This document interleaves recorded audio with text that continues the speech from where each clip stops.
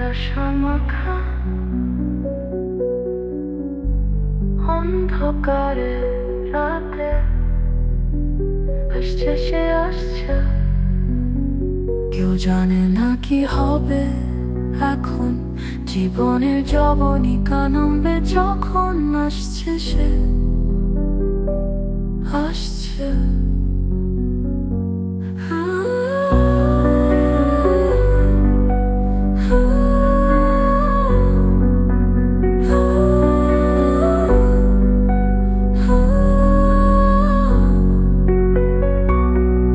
Rainbow media স্টুডিওতে আপনাকে জানাই স্বাগত। জীবনের যবনিকা নামবে যখন আসছে সে আসছে। আমার এমন কিছু লাভারও আছে যারা মিথ্যে সাক্ষী দিতেও রাজি। তারা বলতো যে তারা অমুক সময় অমুক জায়গায় আমায় দেখেছে, আর এসব বলে আমি হিমত ভাইয়ের যে মৃত্যুর সময় বাড়িতে ছিলাম সেটাও আমি ডিনাই করতেই পারতাম। সে কাজ তো এখনো আমরা করতে পারি, কিন্তু তবুও পুলিশ তোমাকে তো ছাড়তো না। বলতো হিম্মত ভাইকে খুন নিজে না করলেও তুমি কাউকে দিয়ে করিয়েছো, কারণ তোমার মোটিভ আছে। তাছাড়া ইন্স্যুরেন্স কোম্পানির এজেন্ট সেলিম আলী যেরকম ধূর্ত ও তুখোর লোক বলছো, সে তোমাকে ঠিকই জব্দ করত, তোমার সাজা হয়ে যেত, টাকাও পেতে না। তুমি কি ডিপ ফ্রিজ খুলে দেখেছো নাকি? দেখেছি, লাশের অবস্থা বেশ ভালোই আছে। শোনো, যা করবা না তাড়াতাড়ি করো তো, বেশি দেরি করো না। আমি আমি আবার রাত্রে তোমার সঙ্গে কথা বলবো। আর হ্যাঁ শোনো না, যদি পারো তো সেই মেয়েটাকে খবর দাও, কাল সকাল কিংবা আজকে এলেই ভালো। ভালো কথা মনে করিয়ে দিয়েছো। আমি প্রীতি পারেখকে একবার ফোন করছি।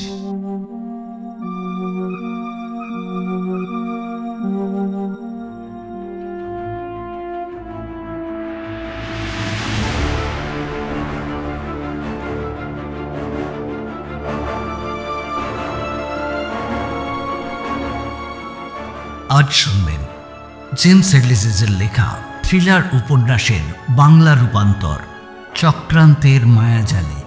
বাংলা রূপান্তর চিরঞ্জীব সেন। আজ শুনবেন তৃতীয় ও অন্তিম পর্ব, ডিপ ফ্রিজের রহস্য। আমাদের উপস্থাপনায় এই গল্পটি যদি আপনাদের শুনতে ভালো লাগে আর এখনও যদি আমাদের চ্যানেলকে সাবস্ক্রাইব না করে থাকেন, তাহলে এখনই সাবস্ক্রাইব করুন, আর সেই সাথে লাইক, কমেন্ট আর শেয়ার করার কথা অবশ্যই ভুল করবেন না। শুরু হচ্ছে জেমস হেডলিসের লেখা থ্রিলার কাহিনীর বাংলা রূপান্তর চক্রান্তের মায়াজালে, তৃতীয় ও অন্তিম পর্ব, ডিপ ফ্রিজের রহস্য।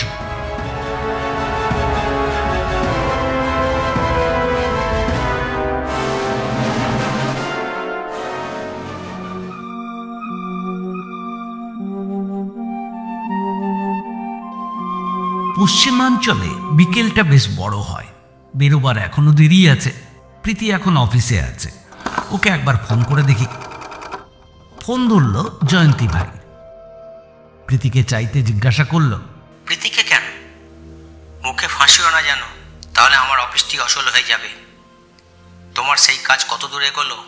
প্রীতিকে ফোন করার উদ্দেশ্য বললাম এবং বললাম যে সেদিকের কাজ এখনো কিছু হয়নি, কিছু হলে তাকে জানাবো। প্রীতি ফোন ধরতে তাকে বললাম, সুমতির জন্য একটা ভালো চাকরি ঠিক করেছি, খাওয়া পড়া থাকা মিলিয়ে 200 টাকা, কিন্তু সব কাজ করতে হবে। বোনকে আজই পাঠিয়ে দিলে ভালো হয়। প্রীতি বলে তাদের পাশের বাড়িতে ফোন আছে, সে এখনই সুমতিকে ফোন করে আজই বিকেলে গ্রিন পার্কে পাঠিয়ে দেবে। সিনেমার ডিরেক্টর যেমন লোকেশন ঠিক করতে শহরের বাইরে বেরিয়ে পড়ে, আমিও লোকেশন দেখবার জন্য বিউইক গাড়িখানা নিয়ে বেরিয়ে পড়লাম। লোকেশন ঠিক করতে আমাকে বেশি ঘোরাঘুরি করতে হলো না। গ্রিন পার্ক থেকে বিউইক গাড়ি নিয়ে আমি আহমেদাবাদ রোড ধরে উত্তর দিকে চলল। চমৎকার রাস্তা, মাঝখানে কোথাও বুগেনভেলিয়া, কোথাও রক্তকরবী ঝাঁকে ঝাঁকে ফুটে আছে। একটু পরে দশরথ গ্রাম পার হল। রামায়ণের সব নায়ক নায়িকার নামে ভারতে অনেক গ্রাম বা শহরের নাম আছে, কিন্তু দশরথের নামে গ্রাম আমি এই প্রথম দেখলাম। ডান দিকে দশরথকে রেখে বাঁ দিকে ফার্টিলাইজার নগরও পার হলো। গুজরাট ও ভারত সরকারের যৌথ প্রচেষ্টায় যে বিরাট সার কারখানা তৈরি হয়েছে, তারই সংলগ্ন এই ফার্টিলাইজার নগর কলোনি। সুন্দর শোভা এই কলোনির। এত রকমের এত সুন্দর গাছ লাগানো হয়েছে এবং এত প্রচুর পরিমাণে যে মনে হবে যেন বনের ভেতর শহর তৈরি করা হয়েছে। গাড়ি চলছে জলের মতো। এই রাস্তায় প্রচুর গাড়ি চলে, বিশেষ করে অয়েল ট্যাঙ্কার, কারণ সার কারখানার পরই গড়ে উঠেছে রিফাইনারি ও পেট্রোকেমিক্যাল কারখানা। পেট্রোল, ডিজেল, কেরোসিন ইত্যাদি বোঝাই করবার জন্য এই রাস্তা দিয়ে প্রতি মিনিটে 4খানা করে অয়েল ট্যাঙ্কার যাচ্ছে হুস হুস করে। এছাড়া bus, luxury bus, mini bus, motor গাড়ি, motorcycle, moped, scooter, cycle, auto rickshaw হরদম যাওয়া আসা করছে। বাঁদিকে ফার্টিলাইজার নগর রেখে খানিকটা এগিয়ে যেতেই কয়েকটা সাইনবোর্ড চোখে পড়ল। আহমেদাবাদ রোড থেকে আরেকটা রাস্তা বেরিয়ে গেছে। সেই রাস্তা দিয়ে গেলে কোন কোন কারখানায় যাওয়া যাবে তারই নির্দেশ দেওয়া হয়েছে সাইনবোর্ডগুলিতে। আমি এই রাস্তা ধরলাম। রাস্তাটা বেশ নির্জন, দুধারে প্রচুর গাছ, গাছের পরে ক্ষেত খামার, বাড়িঘর চোখে পড়ছে না। একটু যেতেই দেখলুম ডান দিকে একটা সরু রাস্তা বেঁকে গেছে। গাড়ি থামিয়ে খোঁজ নিয়ে জানলুম এই রাস্তা গেছে রনলি গ্রামের দিকে। গ্রামখানা একটু দেখা যায়। গ্রামে ঢুকবার মুখে ডান দিকে একতলা দুখানা বাড়ি চোখে পড়ল, তারপর একটা কাঠের প্যাকিং কেস তৈরির কারখানা।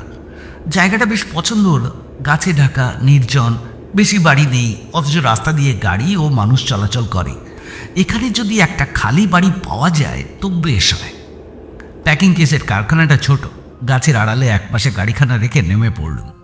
কাঠের কারখানার পরে নতুন নতুন বাড়ি তৈরি হচ্ছে।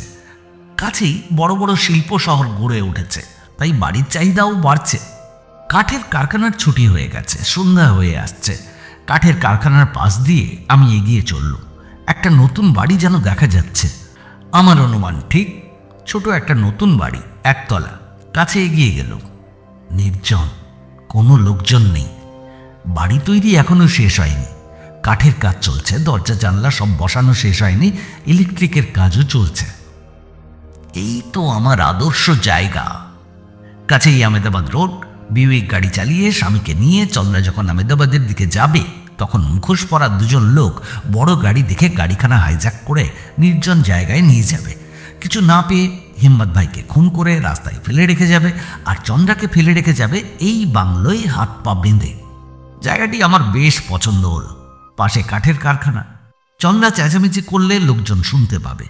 চারদিকে ভালো করে দেখে আমি আবার গাড়িতে ফিরে এলাম। তারপর গাড়িতে উঠে গ্রামের দিকে গেলাম। কয়েকখানা বাড়ি চোখে পড়ে, তারপর বেশ বড় ও বাঁধানো একটা দিঘি। দিঘির ওপারে একটা হাউসিং কলোনি, যা এখানের সোসাইটি নামে পরিচিত। এরপর গ্রাম আরম্ভ হয়েছে। বাস স্ট্যান্ড, জলের ট্যাঙ্ক ও ক্লক টাওয়ার চোখে পড়ল। এরপর রাস্তাটা কাঁচা এবং রাস্তাটা ঘুরে আবার মেন রোডে গিয়ে পড়েছে। খোঁজ নিয়ে জানলুম যে গ্রামে panchayat office, post office, school, health unit এসব আছে, তবে থানা নেই। থানা দূরে। এই অঞ্চলে চুরি ডাকাতি হয় না। রাস্তার ধারে সাইকেল, স্কুটার ইত্যাদি পড়ে থাকলেও চুরি যায় না। পুকুরে হাঁস সাঁতার দিয়ে বেড়ায়, কেউ ধরে নিয়ে কেটে খায় না। সব দেখে শুনে লোকেশন ঠিক করে আমি সন্ধ্যার মুখে গ্রিন পার্কে ফিরে গেলুম। গ্যারেজে গাড়ি তুলে বাড়িতে ঢোকবার সময় দেখি একটি যুবতী গাছ থেকে ফুল তুলছে। এই তো সুমতি এসে গেছে। সুমতি আমাকে চেনে, আমিও চিনি। জয়ন্তী ভাইয়ের অফিসে আলাপ হয়েছে। আমি সুমতিকে ডেকে নিয়ে বসবার ঘরে যাই। কি সুমতি, আমাকে চিনতে পারছ? সে কি অসিদ্ধা, আপনাকে আমি কতদিন প্রীতির অফিসে দেখেছি। আপনি আমাকে বাঁচালেন অসিদ্ধা। ওসব কথা পরে হবে। মিসেস সাহের সঙ্গে দেখা হয়েছে? হ্যাঁ, দেখা হয়েছে।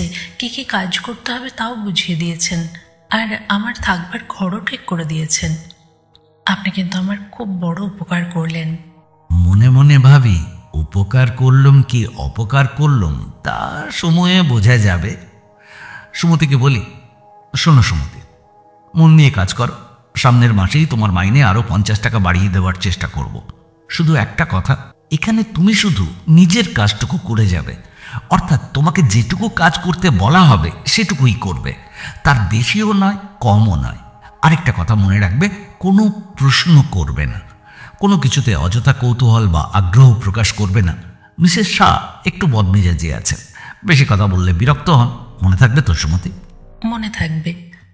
উনি বললেন মিস্টার শাহ নাকি ভীষণ অসুস্থ, 3 তলায় তাকে রাখা হয়েছে। বাইরে কোনো লোক নাকি তিনি সহ্য করতে পারেন না। তাকে দেখাশোনা উনি নিজেই করেন, আর মাঝে মাঝে তুমিও যাও, ওষুধ খাইয়ে আসো। কি অসুখ? Nervous breakdown. উনি শিগগির আহমেদাবাদ নার্সিংহোমে যাবেন। ঠিক আছে, তোমার যখন যা কিছু দরকার বা কোনো অসুবিধে হলে আমাকে বলবে। তাহলে এখন তুমি মিসেস শাহের কাছে যাও। ক্লক টাওয়ারের ঘড়িতে 11টা বাজল। গ্রিন পার্ক নিস্তব্ধ। পা টিপে টিপে প্রথমে সুমতির ঘরে যাই। সুমতি অঘরে ঘুমোচ্ছে। একেই তো ওরা রাত্রি 9টা বাজতে না বাজতে শুয়ে পড়ে, তার উপর আমার নির্দেশ অনুসারে চন্দ্রা ওকে রাত্রের শেষে কফির সঙ্গে ঘুমের ওষুধ গুলে দিয়েছিল। এটা ওকে রোজই দেওয়া হবে। এরপর চন্দ্রার ঘরের দিকে গেলাম। দরজায় আস্তে আস্তে নক করতে ও আমাকে ভেতরে আসতে বলল। ঘরে ঢুকে দেখি চন্দ্রা যথারীতি তার চানিয়া ও চলি পরে বুকে বালিশ রেখে বিছানায় উপর হয়ে কি লিখছে। কাছে গিয়ে দেখি ছোট একটা ফাইলে অনেকগুলো বিল আটকানো রয়েছে, একটা ডায়েরি খোলা রয়েছে, আর একটা কাগজে চন্দ্রা যোগ বিয়োগ করছে। আমি ঠাট্টা করে বললাম, কি গো ডার্লিং, পুরনো লাভ লেটার দেখছো নাকি? যা বলেছ, লাভ লেটারই বটে। শোনো না, আমি একটা হিসেব করছিলাম যে আমার বাবদ হিমত ভাইয়ের কত ধার আছে। হিসাব করে দেখলাম খুব বেশি নয়, ওই লাখ টাকাও পুরোপুরি নয়। তুমি না সুমতিকে নিয়ে এই 2-1 দিনের মধ্যে সমস্ত হিসেবটা করে নাও তো। তুমি রোহিত মেয়েটাকে ফোন করেছিলে? হ্যাঁ, করেছিলাম। সে কালকেই বিকালে আসছে, আর সঙ্গে হিমত ভাইয়ের ঋণের মোটামুটি একটা স্টেটমেন্ট নিয়ে আসবে বলেছে। তাহলে তো তুমি কাজ অনেক এগিয়ে রেখেছ। কাল তাহলে সোমবার, কাল থেকেই বোধহয় আমাকে পাওনাদার তাড়াতে হবে। সুমতিকে কীরকম মনে হচ্ছে? কয়েক ঘন্টা তো মাত্র দেখলাম, তবে মনে হয় চলে যাবে। 3 তলায় রোগীর ঘরে মাঝে মাঝে গিয়েছিলে? মানে রোগীকে খাইয়ে এসেছ? হ্যাঁ, ওই কয়েক পিস পাতলা রুটি, এক বাটি স্যুপ আর একটা প্যারা নিয়ে তো ওপরে গেছিলাম। রুটিগুলো সব ছাদেই ফেলে দিলাম, ওই সকালে কাকে খেয়ে নেবে। আর স্যুপটাও বেসিনে ফেলে প্যারাটা নিজে খেলাম। কয়েকদিন এভাবেই চলতে হবে আর কি। চলো সোফায় গিয়ে বসি। সোফায় আমরা পাশাপাশি বসলাম, দুজনেই সিগারেট ধরালাম। চন্দ্রা জিজ্ঞাসা করলো, আজ বিকালে কোথায় গেছিলে? লোকেশন ঠিক করে এলো, ওখানেই শুটিং করব। এই শোনো, ন্যাকামোটা রেখে না তোমার প্ল্যানটা একটু খুলে বলো তো। হিম্মত ভাইয়ের দেনাদাররা আসতে আরম্ভ করলে তাদের বলবো নতুন ব্যবসায়ের চুক্তি করতে হিম্মত ভাই বাইরে গেছে।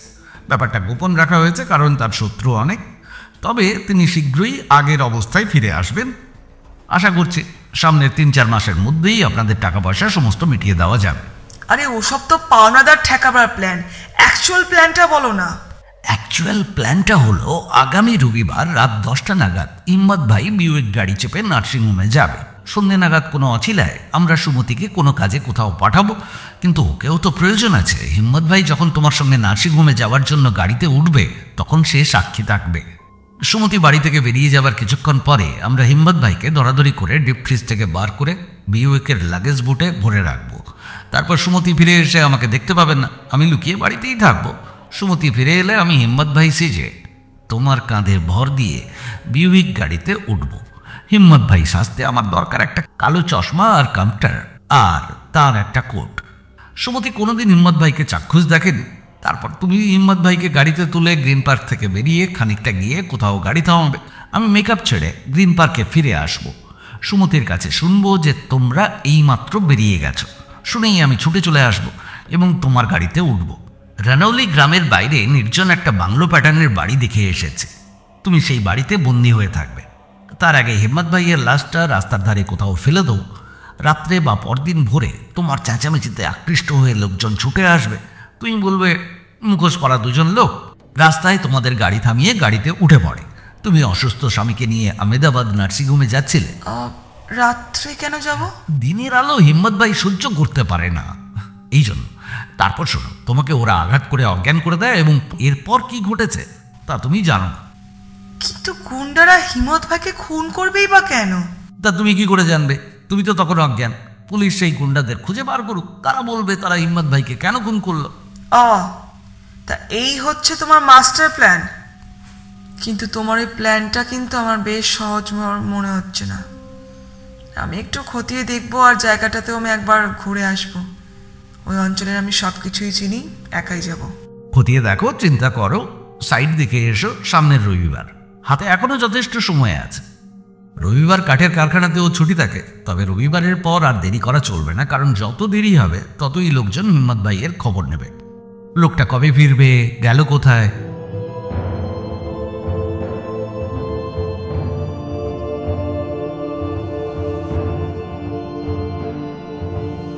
হিম্মত ভাইয়ের অ্যাটর্নি রোহিত মেটা সোমবার বিকেল নাগাদ বম্বে থেকে এসে চন্দ্রার সঙ্গে দেখা করল। বেটেখাটো মোটাসোটা মানুষটি সদা হাস্যময়, কিন্তু তার গাঁটে গাঁটে কূটবুদ্ধি। চন্দ্রার সঙ্গে তার মনে ভালো, দুজনের সদ্ভাবও আছে। রোহিতকে দেখেই চন্দ্রা দারুণ অভিনয় করে দিল। তার চোখ ছলছল করতে লাগলো। কাঁদো কাঁদো স্বরে রোহিতকে চন্দ্রা বলল, হিমতের অবস্থা মোটেই ভালো না। ও তো আমাকে সহ্যই করতে পারছে না। মানুষ দেখা তো দূরের কথা, মানুষের পায়ের শব্দও সহ্য করতে পারছে না। ওই নতুন বাঙালি সেক্রেটারি অসিত চৌধুরীকে কি চোখে দেখেছে আমি জানি না, ওকে ছাড়া ঘরে আর কাউকে ঢুকতেই দেয় না। অসিত ওর ঘরে ঢুকলেই আমাকে উদ্দেশ্য করে মিষ্টি গালিগালি করে। সে ভাষা শুনলে কানে আঙুল দিতে হয়। এ নিয়ে বিনিয়ে চন্দ্রা অনেক কথাই বলল। আমি তো শুনে অবাক। আমি আড়ালে দাঁড়িয়ে সবই শুনছিলাম। বুঝলে রোহিত, এ বাড়িতে আমার এক মিনিটও থাকতে ইচ্ছা করে না। আমার দম বন্ধ হয়ে আসে। বলো কি চন্দ্রা? তাহলে তো তোমার এই বাড়ি ছেড়ে যাওয়াই মঙ্গল, নাহলে তো তুমি অসুখে পড়বে বাবা। না রোহিত, আমাকে বোধহয় বাড়ি ছাড়তে হবে না। হেমত চিকিৎসার জন্য নার্সিং হোমে যেতে রাজি হয়েছে, তবে বড়োদায় নয়, আমেদাবাদে। ওখানেই নাকি কি সব ব্যবস্থা করেছে। কিন্তু ও যে নার্সিং হোম থেকে ফিরবে সে কথা আমার মনে হচ্ছে না। রোহিত, তুমি কিন্তু এই কথা কাউকে বলো না। পাওনাদারেরা তো একে একে আসতেও আরম্ভ করেছে। উফ, কি যে করি। দেখো চন্দ্রা, তোমাকে একটা কথা বলি। তুমি যদি ওর হাত থেকে মুক্তি পেতে চাও তো ওকে ডিভোর্স করো, তাহলে তোমাকে আমি কিছু পাইয়ে দিতে পারি। সেসব তো আইনের মার প্যাচ আছে রে বাবা, চিন্তা করছো কেন? তা কি করে হয় রোহিত? ও তো এখন আমাকে সহ্যই করতে পারছে না, কিন্তু আমি জানি ও মনে মনে আমাকেই চায়। আর কয়েকটা দিনই বা, শেষ অবস্থায় ওকে ডিভোর্স দিয়ে লোক হাসি কি লাভ বলো? চন্দ্রার অভিনয় দেখে আমি তাজ্জব। কত চলই জানে এই সুন্দরী, না জানি আরো কত পুরুষের মাথা খাবে এই চলনাময়ী, কে জানে। আধ ঘন্টা এইভাবে কথাবার্তা চলার পর চন্দ্রা আমাকে ডেকে রোহিত মেটার সঙ্গে পরিচয় করিয়ে দিল। আমার প্রশংসায় চন্দ্রা পঞ্চমুখ। এই বিপদের সময় আমি না থাকলে চন্দ্রা যে কি করতো কে জানে। যদিও আমি নতুন, তাহলেও আমার মতো এমন প্রভুভক্ত যুবক সে আর দুটো দেখেনি। চন্দ্রা বলল যে সুমতি নামে একটি মেয়েকেও কাজে ভর্তি করা হয়েছে, সে চন্দ্রার সব কাজে সহায়তা করছে। রোহিত মেটা জিজ্ঞাসা করল, বলি হিমত ভাইয়ের সাথে একবার দেখা করে যাবেন নাকি? আরে সর্বনাশ, অমন চিন্তাও করো না, এক্ষুনি খেপে উঠবে। ওকে তো আমি সামনের রবিবার আমেদাবাদে নার্সিং হোমে নিয়েই যাচ্ছি। ফিরে এলে, মানে যদি ফিরে আসতে পারে তখন দেখা করো। তবে আমার ইচ্ছে আমি ওকে নিয়ে বম্বে চলে যাব। দেখো চন্দ্রা, তোমার স্বামী দেবতাটি যদি সুস্থ হই ফিরেই আসেন, তবে আমি তোমাকে পরামর্শ দেব যে ডিভোর্স করতে। তুমি কিন্তু তাহলে বেঁচে যাবে, আর ওই কিছু অর্থ পাবে। দেনা তো ওর অনেক, তবে এখন সম্পত্তিও তো কিছু আছে। সেসব বেচে দেনা শোধ করে হাতে $1,2,000 তো থাকতে পারে। তবে পাকা হিসেব তৈরি করতে একটা হবে। হ্যাঁ, ওর বোধহয় একটা মোটা ইন্স্যুরেন্স আছে। যাই হোক, অবস্থাটা আমি বুঝে গেলুম। অফিসে ফিরে ইন্স্যুরেন্স পলিসির খোঁজ নিয়ে নেব। ধার দেনার একটা স্টেটমেন্টও তৈরি করতে হবে। আর তুমি তো ইতিমধ্যেই এই ছোকরা আর ওই নতুন মেয়েটিকে নিয়ে club, wine, tailor, grocery, stationery ইত্যাদি একটা হিসেব তৈরি করে রাখবে। তারপর দেখি আমি কি করতে পারি। রোহিতকে চা দেওয়া হলো। তারপর আরও কিছু কথা বলে রোহিত বিদায় নিল। না, আজকে চলি। আজ রাতেই আবার আমাকে বোম্বে ফিরতে হবে। চলি চন্দ্রা।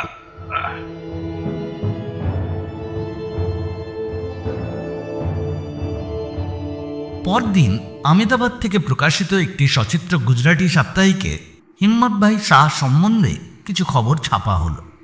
হিম্মত ভাই নাকি আবার ব্যবসায় নামছেন, টেলিভিশনে কী সব কমার্শিয়াল প্রোগ্রাম করবেন, আরও কী সব করবেন, নতুন একটা কোম্পানি গঠন প্রায় শেষ, তারা প্রচুর ক্যাপিটাল নিয়ে বাজারে শিগগির নামবে। আমি যখন মনোযোগ দিয়ে সাপ্তাহিকটি পড়ছিলাম সেই সময় বাগান থেকে সুমতি এলো। সুন্দর একটা ছাপা শাড়ি পরেছে, হাতে একগুচ্ছ ফুল, ফুলদানিতে রাখবার জন্য একটা ফুলদানি খুঁজছে। আমি তার মনোভাব বুঝতে পেরে ফুলদানির জন্য এদিক ওদিক চাইতে চাইতে একদিকে চেয়ে আমার শরীরের সমস্ত রক্ত বুঝি জমে বরফ হয়ে গেল। ডিপ ফ্রিজের ক্যাবিনেটের মোটর বন্ধ, আমার মুখ সাদা হয়ে গেল, হাত থেকে পত্রিকাখানা পড়ে গেল। সুমতি তার লক্ষ্য করে জিজ্ঞাসা করলো, কি হলো, কিছু খারাপ খবর পড়লে নাকি? আমি তখন যেন কিরকম হয়ে গেছি। সুমতি কি জিজ্ঞাসা করলো আমি তা ভালো করে শুনলাম না। আমার বুঝি সর্বনাশ হয়ে গেল। সুমতি এবার একটু কাছে এসে জোরেই জিজ্ঞাসা করলো, কি হলো মিস্টার চৌধুরী, শরীর খারাপ লাগছে নাকি? সুমতির এই প্রশ্নে আমি নিজেকে সামলে নিলাম, মাথাটা একটু নেড়ে বললাম, হ্যাঁ মিস পারেক, মাঝে মাঝে আমার কেমন যেন হয়, এখনই ঠিক হয়ে যাবে। একবার ডাক্তারকে জিজ্ঞাসা করতে হবে, মাথায় নানান রকম দুশ্চিন্তা ঘুরছে তো তাই। এই যেমন মিস্টার শাহের কথাই ধরো না, তুমি এক কাজ করো মিস পারেক, আমাকে একটু ব্র্যান্ডি দাও, ওই আলমারিতে সামান্যই আছে, লেমন মিশিয়ে দাও। সুমতি যখন ব্র্যান্ডি আনতে গেল সেই ফাঁকে উঠে ডিপ ফ্রিজারের সুইচটা আবার চালু করে দিলাম। সুইচটা কেউ অফ করে দিয়েছিল, কতক্ষণ বন্ধ ছিল। হিম্মত ভাইয়ের লাশটা নষ্ট হয়ে যায়নি তো? অবশ্য 4 ঘন্টার মধ্যে কোনো ক্ষতি হওয়ার আশঙ্কা নেই। 4 ঘন্টা পর্যন্ত ফ্রিজারের টেম্পারেচারের হেরফের হয় না, ওটা এমনভাবেই তৈরি। কিন্তু তার বেশি সময় যদি বন্ধ হয়ে থাকে। সুইচ অন করে আমি আবার যখন আমার চেয়ারে বসতে যাচ্ছি সেই সময় সুমতি ব্র্যান্ডি নিয়ে ফিরে এলো। আমি হাতে গ্লাস নিয়ে ওর দিকে চেয়ে একটু হেসে কয়েক চুমুক ব্র্যান্ডি খেয়ে বললাম, ঠিক হয়ে গেছে, কাল রাত্রে বোধহয় খাওয়ার গোলমাল হয়েছিল। সুমতি আবার একটা ফুলদানি বা অনুরূপ একটা পাত্র খুঁজতে খুঁজতে ডিপ ফ্রিজের সুইচের দিকে চেয়ে সাধারণভাবেই জিজ্ঞাসা করলো, সুইচটা বুঝি আপনি অন করে দিলেন? আমি ওটা অফ করে দিয়েছিলাম। কতক্ষণ আগে? এই মিনিট 20 হবে বোধ হয়। মিসেস বলছিলেন ওটা নাকি খালি আছে, মিছে মিছে কারেন্ট খরচ হচ্ছে ভেবে আমি ওটা অফ করে দিয়েছিলাম। শোনো মিস পারেক, খালি থাক আর না থাক, তুমি আর সুইচ অফ করবে না। এই ফ্রিজারগুলোর মেকানিক্স একটু অন্য ধরনের, ওর ভেতরে ফ্রস্ট জমে, পরে তা জল হয়ে ফ্রিজারের ক্ষতি করে, সে অনেক ব্যাপার, আমিও সবটা জানি না। যাই হোক, এখন ঠিক আছে। মাত্র 20 মিনিট, আমি হাঁপ ছেড়ে বাঁচলুম। সুমতি মেয়েটি বেশ ভালো, সে আমার কাছে ক্ষমা চাইলো, এমনভাবে ক্ষমা চাইলো যে আমি যেন ওকে এই মুহূর্ত থেকে ভালোবেসে ফেললুম। ফ্রিজারের এই ব্যাপারটা আমি চন্দ্রাকেও বললাম না। ঠিক আছে, কোনো ক্ষতি তো হয়নি। শোনো মিস পারেক, আপনি আমাকে সুমতি বলবেন? বেশ, তাই বলবো। তুমিও তাহলে আমাকে আর আপনি করে বলো না। তাই হবে। কি বলছিলে? অলঙ্কার সিনেমায় একটা খুব ভালো ছবি এসেছে, আজ বিকেলে যাও, তুমিও সঙ্গে যাবে, আপত্তি নেই তো? না, আপত্তি কিসের? বৃহস্পতিবার দুপুরে চন্দ্রা আমার ঘরে এসে বলল, একটু চা করো তো, আমি সুমতিকে একটা কাজে পাঠিয়েছি। আমি চা তৈরি করলাম। চা খেতে খেতে আমরা আমাদের প্ল্যান নিয়ে আরেক দফা আলোচনা করলাম। চন্দ্রাকে যেন আমার আর ভালো লাগছে না। সুমতি চন্দ্রার মতো সুন্দরী নয় ঠিকই, কিন্তু ও যুবতী, ফুটন্ত ফুল, আমার চোখে নতুন নেশা ধরিয়েছে। চন্দ্রা প্রায় সন্ধে পর্যন্ত বসে রইল, নানান রকম গল্প হলো। সুমতি প্রসঙ্গে সে কয়েকটা মন্তব্য করলো, আমার দিকে কটাক্ষ করে একসময় বলল, ছুরির প্রেমে আবার পড়ে নাও না যেন। আমি বসে বসে ভাবতে লাগলাম, টাকাগুলো হাতে এলে কি করব। সুমতিকে বিয়ে করব, অবশ্য ও যদি রাজি হয়, ওকে নিয়ে কলকাতা যাব, আরও কত কি ভাবতে থাকি। একসময় ঘড়ি দেখি বেশ রাত হয়েছে। চন্দ্রার ঘরে উঁকি দিয়ে দেখি সে খাটে উপর হয়ে শুয়ে কি লিখছে, হাতে সিগারেট। কি সুন্দর ও সুডৌল ওর নিতম্ব। আমি কয়েক সেকেন্ড মুগ্ধ হয়ে দেখলাম সুমতি কাছে বসে কিছু একটা সেলাই করছে। আমি যে দাঁড়িয়েছিলাম সুমতি তা খেয়াল করেনি। নিজের ঘরে ফিরে এসে পাজামা আর গেঞ্জি পরে একটা সিগারেট ধরালুম। চেয়ারে বসে আবার চিন্তা, ঘুম আসছে না।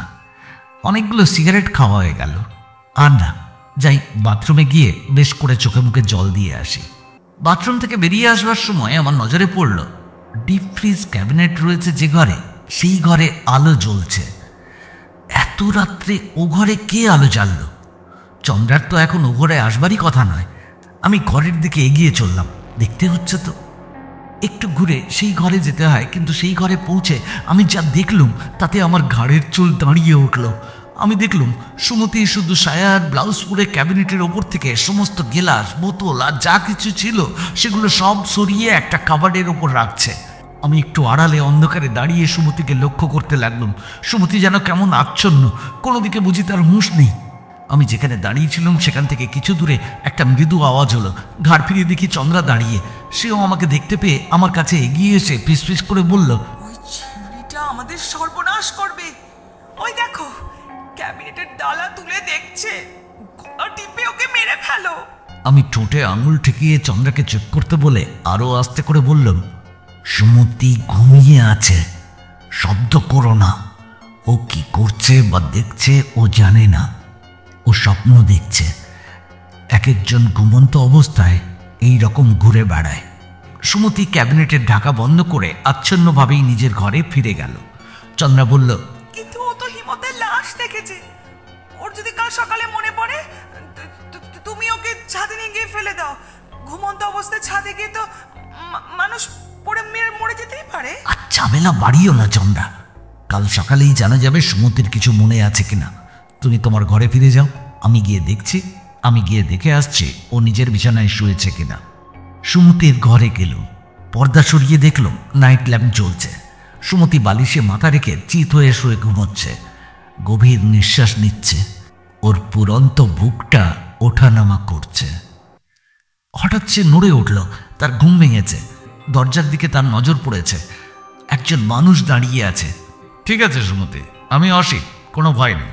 তুমি ঘুমিয়ে ঘুমিয়ে চলে বেড়াচ্ছিলে, তাই আমি দেখতে এসেছিলাম তুমি ঠিক আছো কিনা। তোমার এই রোগ আছে নাকি?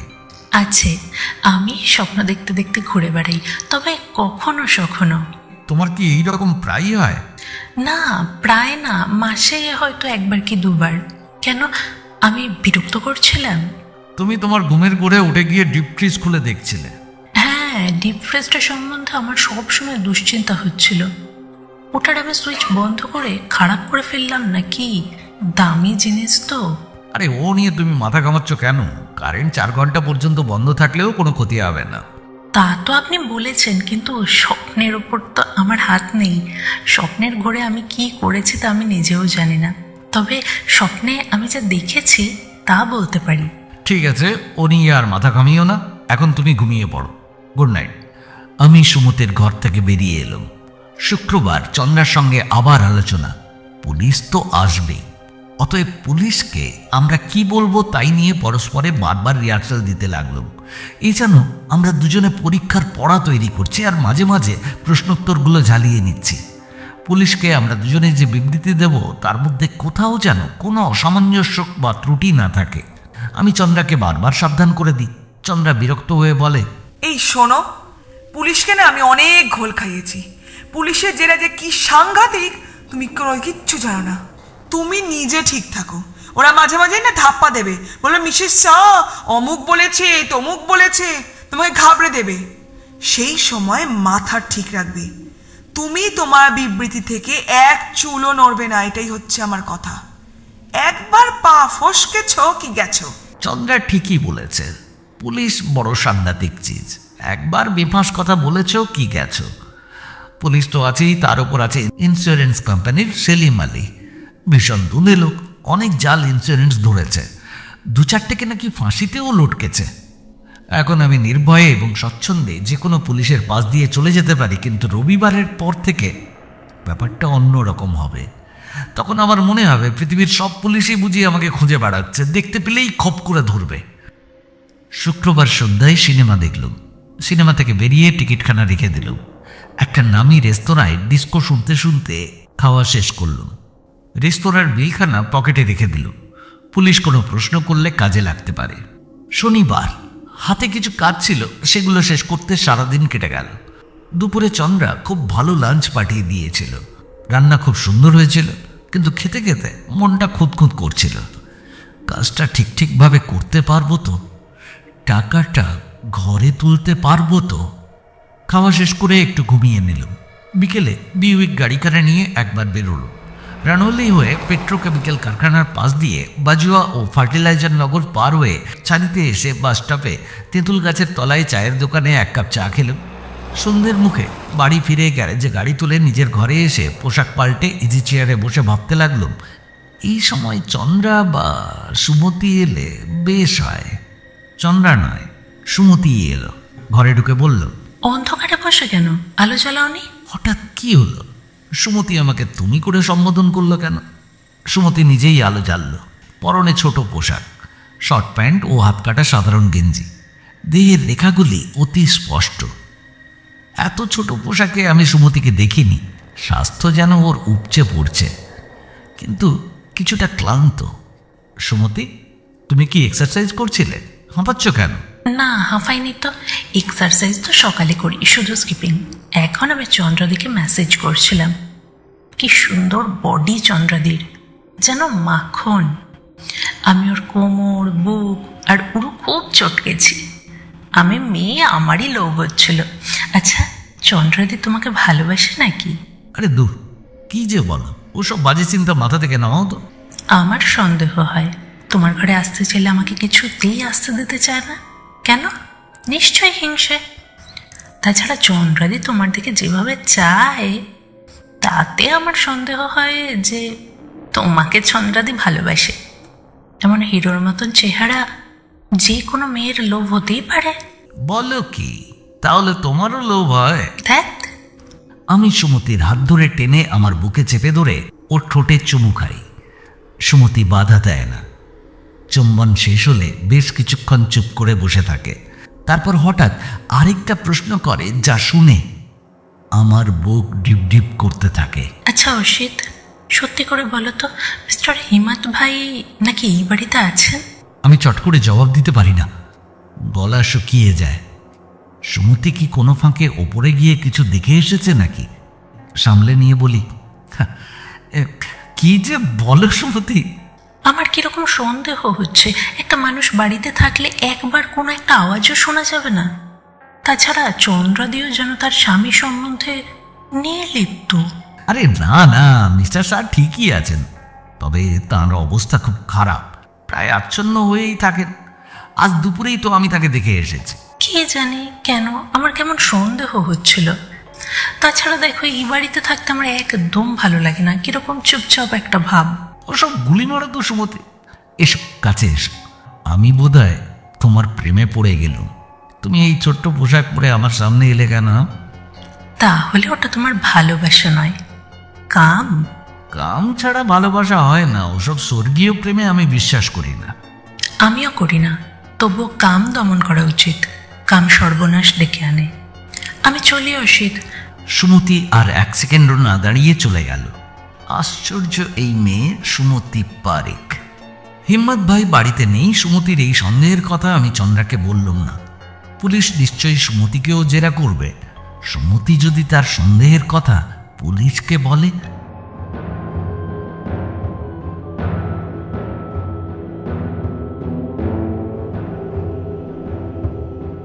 আজ আমাদের পরিকল্পনার প্রথম ধাপ সম্পূর্ণ করতে হবে। সন্ধ্যের মুখে আমি বিবেক গাড়িখানা চালিয়ে ছানি রোডের ধারে একটা পেট্রোল পাম্পে রেখে এলাম। বলে এলাম গাড়িখানা যেন সার্ভিস করে রাখে, আমি পরে নিয়ে যাব। আজই বেশি রাত্রে এসে বাসে করে আমি বাড়ি ফিরে এলাম।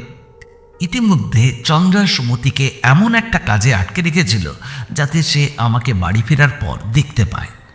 রাত্রি 9:30 আন্দার সময়ে আমি ওপরে হিম্মত ভাইয়ের ঘরে ঢুকলুম। একটা সুটকেস বার করে বিছানার ওপর রাখলুম। আমার প্যান্ট, হাওয়াই শার্ট আর জুতো খুলে সুটকেসে ভরলুম। তারপর আমি হিম্মত ভাইয়ের একটা স্যুট পরলুম, মাথায় দিলুম তারই একটা পরিচিত টুপি, ফেল্ট হ্যাট। আয়নায় একবার নিজেকে দেখে নিলুম। নিচে আবছা অন্ধকারে দূর থেকে সুমতি আমাকে দেখলেও চিনতে পারবে না। হিম্মত ভাইয়ের ছদ্মবেশে আমি তখন রেডি। অচেনা আশঙ্কা বা অতর্কিত কোনো বিপদের সম্ভাবনায় আমি নিজেকে নার্ভাস মনে করছি। মস্ত বড় ঝুঁকি নিতে চলেছি। শেষ পর্যন্ত কী হবে জানি না। নিজেকে ঠিক রাখবার জন্য একটা সিগারেট ধরিয়ে ঘরের মধ্যে পায়চারি করতে করতে একটা ফটোগ্রাফ চোখে পড়ল। দেয়ালে টাঙানো রয়েছে চন্দ্রার একটা নগ্ন ফটোগ্রাফ। মনটা যেন বিক্ষিপ্ত হয়ে উঠল।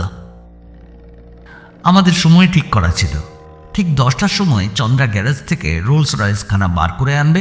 আমি জানালা দিয়ে নিচে চেয়ে দেখলাম চন্দ্রা রোলস বার করেছে। ঘড়ি দেখলাম 10:02। চন্দ্রার পরনে সিল্কের শাড়ি, সাদার ওপর বড় বড় লাল ফুলের ছাপ। কম আলোতেও চন্দ্রা ভাস্বর। চন্দ্রা উপরে উঠে এলো। কাছে আসতে আমি জিজ্ঞাসা করলাম, মেয়েটা কোথায়? ছুরির জন্য তোমাকে ভাবতে হবে না, সে এখন কিচেনে, নিচে নামবে না। তবে হ্যাঁ, কিচেনের জানলা দিয়ে তোমাকে দেখতে পাবে। দেখবে তো, কারণ হিম্মত ভাই শাহ তার স্ত্রীর সঙ্গে নার্সিংহোমে যাচ্ছে, সেটা সুমতির দেখা দরকার। পুলিশকে সে বলতে পারবে।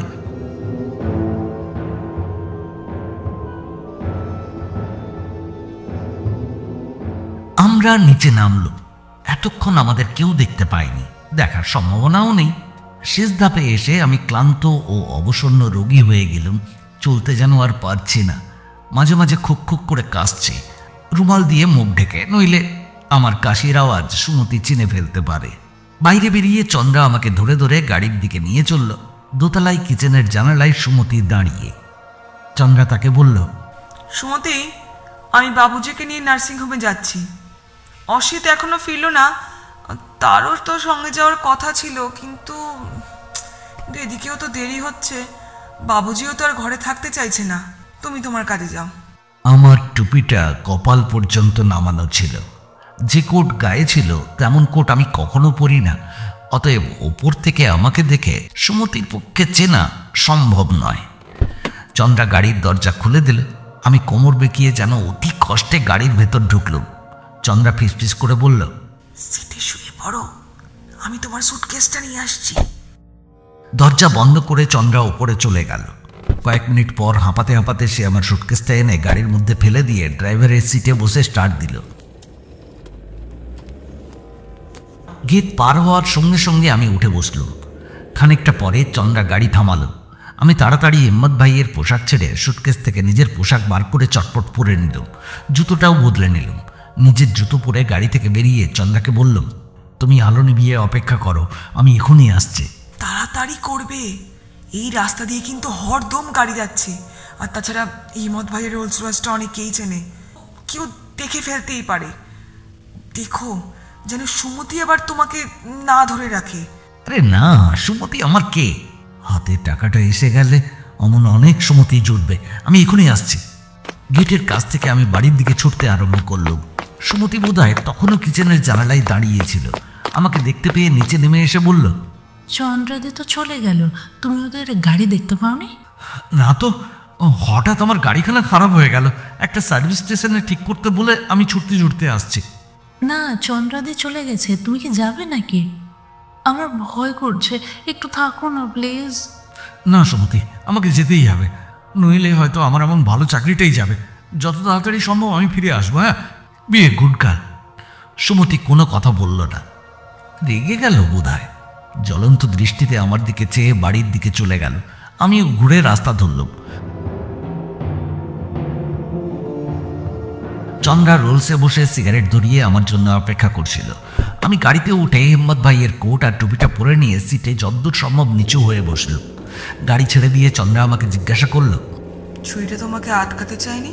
হ্যাঁ, বলছিল সে ভয় পাচ্ছে, আমাকে কিছুক্ষণ থাকতে বলছিল।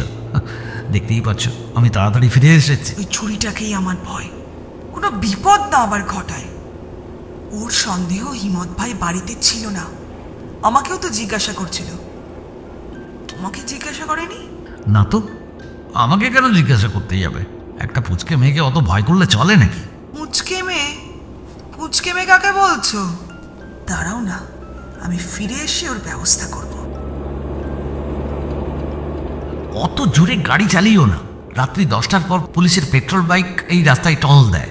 এটা মস্ত বড় একটা ইন্ডাস্ট্রিয়াল এরিয়া। সরকার সর্বদা সাবোটাজের ভয় করে। চন্দ্রা গাড়ির স্পিড একটু কমালো, কিন্তু মিনিট খানেক পরে বলল, তোমার কথাই তো সত্যি হলো দেখছি। পুলিশের মোটর বাইক আসছে মনে হচ্ছে। পুলিশ আবার আমার রোলস রয়েসটা চেনে। চিনলেই বা আমাদের ভয় কিসের? আমরা তো আহমেদাবাদ নার্সিংহোমে যাচ্ছি, পুলিশ গাড়ি চিনে রাখলে তো ভালোই হবে। তোমাকে যে কিডন্যাপ করা হয়েছিল সে কথা তারা বিশ্বাস করবে। হ্যাঁ, কিন্তু একটু পরেই তো আমরা বাঁ দিকের পথ নেব। তার আগে যেন পুলিশের মোটর বাইকটা আমাদের গাড়ি ছাড়িয়ে বেরিয়ে যায়, নইলে আমরাই অসুবিধায় পড়ব। আমি টুপিটা কপাল পর্যন্ত নামিয়ে দিয়ে আরো একটু নিচু হয়ে বসলাম। আমাদের ভাগ্য ভালো, পুলিশের মোটর বাইক আমাদের গাড়ি অতিক্রম করে চলে গেল। যাওয়ার আগে মুখ ঘুরিয়ে ওরা আমাদের গাড়িটা দেখে গেল। চালক ছাড়া পিলিয়নেও একজন লোক ছিল। ওরা বেশ জোরে গেল, বোধহয় কাউকে অনুসরণ করছে। আরও মাইলখানেক যাওয়ার পর বাঁ দিকে একটা রাস্তা বেঁকে গেছে। রাস্তাটা গেছে গুজরাট অ্যালকালি ও কেমিক্যাল কারখানা এবং অন্যান্য আরও কয়েকটি কারখানার দিকে। এই রাস্তা দিয়ে রানৌলি রেল স্টেশনেও যাওয়া যায়। আমরা ওই বাঁ দিকের রাস্তাটা ধরলাম। খানিকটা যাওয়ার পর ডান দিকে কাঁচা রাস্তা রানৌলি গ্রামের দিকে গেছে। মোড় ঘোরার পরেই বেশ বড় বড় আম ও কয়েকটা গাছের আড়ালে সেই বাংলো বাড়িটা, যেটা আমি আগে দেখে গেছি। এখানে প্রচুর গাছ, একটা বন বললেই চলে। বাংলোর গেটের সামনে একটু খোলা জায়গায় গাড়িখানা দাঁড় করিয়ে আমরা গাড়ি থেকে নামলাম। হিম্মত ভাইয়ের কোট, প্যান্ট, জুতো ও টুপি তার সুটকেস করে গাড়ির লাগেজ বক্সে রেখে দিল। বাংলোর গেট খোলা ছিল। দরজায় সস্তা দামের সাধারণ একটা তালা লাগানো ছিল। আমার পকেটে একটা মাস্টার কি ছিল, ওটা মান্ডবীর বাজারে কিনেছিল। সামান্য নাড়াচাড়া করতেই তালাটা খুলে গেল। পকেট থেকে ছোট টর্চ বার করলাম। সামনের ঘরটাই অফিস ঘর, তারপর বেশ বড় একটা ঘর। ঘরের একদিকে প্রায় দেয়াল ঘেঁষে অনেকগুলো প্যাকিং কেস একটার উপর একটা বসানো রয়েছে। এইরকম 3-4 সারি প্যাকিং কেস রয়েছে, কোনোটা খালি নয়। ভেতরে বোধহয় মেশিন আছে। টর্চের আলো ঘুরিয়ে চারদিকে বেশ করে দেখে নিলুম। জানালাগুলো বন্ধ। ভেতরের দিকে একটা জানালা খুলে দিতে ঘরে বেশ বাতাস খেলতে লাগলো। গুমোট ভাবটা কেটে গেল। প্যাকিং কেসগুলো ছাড়া ঘরের অন্য কোনো একটা টেবিলের ওপর ছুতোর মিস্ত্রির কয়েকটা যন্ত্রপাতি রয়েছে, আর রয়েছে খানিকটা দড়ি। দড়িটা আমার কাজে লাগবে। আমরা এতক্ষণ কথা বলিনি। নীরবতা ভঙ্গ করে আমি বললাম, আর দেরি করে লাভ কি? এই ঘরে কাল সকাল পর্যন্ত তোমাকে হাত পা বাঁধা অবস্থায় পড়ে থাকতে হবে। তোমার মুখ অবশ্য খোলা থাকবে। তুমি কোনো রকমে উঠে দাঁড়িয়ে জানালা দিয়ে মুখ বাড়িয়ে চেঁচামেচি করলেই লোকজন এসে পড়বে। তুমি তাদের বলবে থানায় খবর দিতে। জওহরনগর থানা বেশি দূরে নয়। তুমি বলবে তুমি তোমার স্বামীকে আহমেদাবাদ নার্সিংহোমে নিয়ে যাচ্ছিলে। এমন সময় কয়েকজন লোক গাড়ি থামিয়ে তোমার গলার নেকলেস, আঙুলের দুটো হিরের আংটি কেড়ে নিয়ে হাত পা বেঁধে এখানে ফেলে রেখে গেছে। তোমার স্বামীকেও ওরা গাড়ি থেকে টেনে বার করে কোথাও নিয়ে গেছে, তা তুমি জানো না। তার হাতে দামি রিস্টওয়াচ ছিল, আঙুলে আংটি ছিল, পকেটে একটা ওয়ালেটে প্রায় 3000 টাকা ছিল নার্সিংহোমে দেওয়ার জন্য। তোমার হ্যান্ডব্যাগেও 200 টাকা ছিল। ঠিক আছে, আমরা তো এই নিয়ে আলোচনা করেছি নাকি আগে? তুমি আমায় হালকা মেয়ে ভেবো না কিন্তু। যাকে যা করবার একেবারে তাড়াতাড়ি করো, তাড়াতাড়ি বাড়ি ফিরে যাও। ওই ছুরিটা কোনো কাণ্ড না করে বসে। কি কাণ্ড করবে?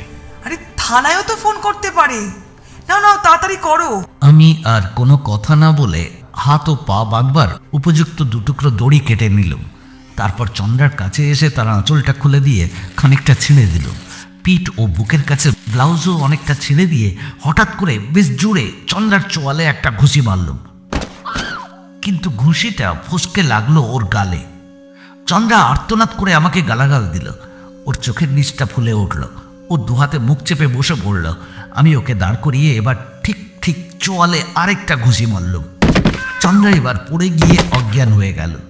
আমি ওর মাথার চুল, শাড়ি ও সায়া এলোমেলো করে দিয়ে ওর দুহাত ও পা দড়ি দিয়ে বেঁধে দিলাম। চন্দ্রা নিঃশ্বাস নিচ্ছিল।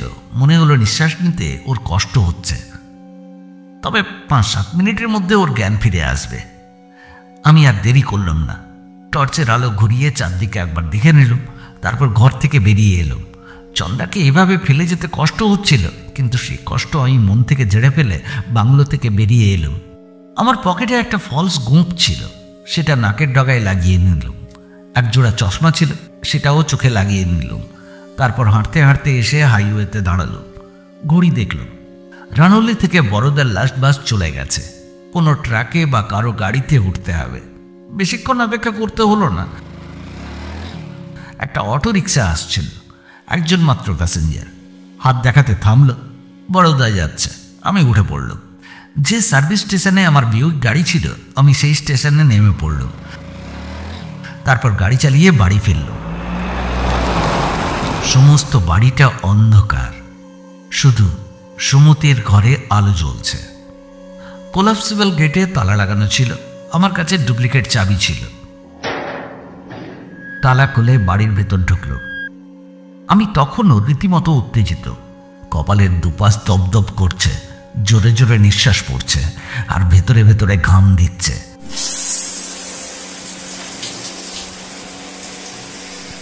স্নান করে এসে সিগারেট ধরালো, পাখাটা জোর করে দিয়ে ইজি চেয়ারে বসল। ডিল ছোড়া হয়ে গেছে, এখন আর তাকে ফিরিয়ে আনা যাবে না। এখন কোনো ঝামেলা না হলেই মঙ্গল। শুতে যাচ্ছি, ফোন বেজে উঠল।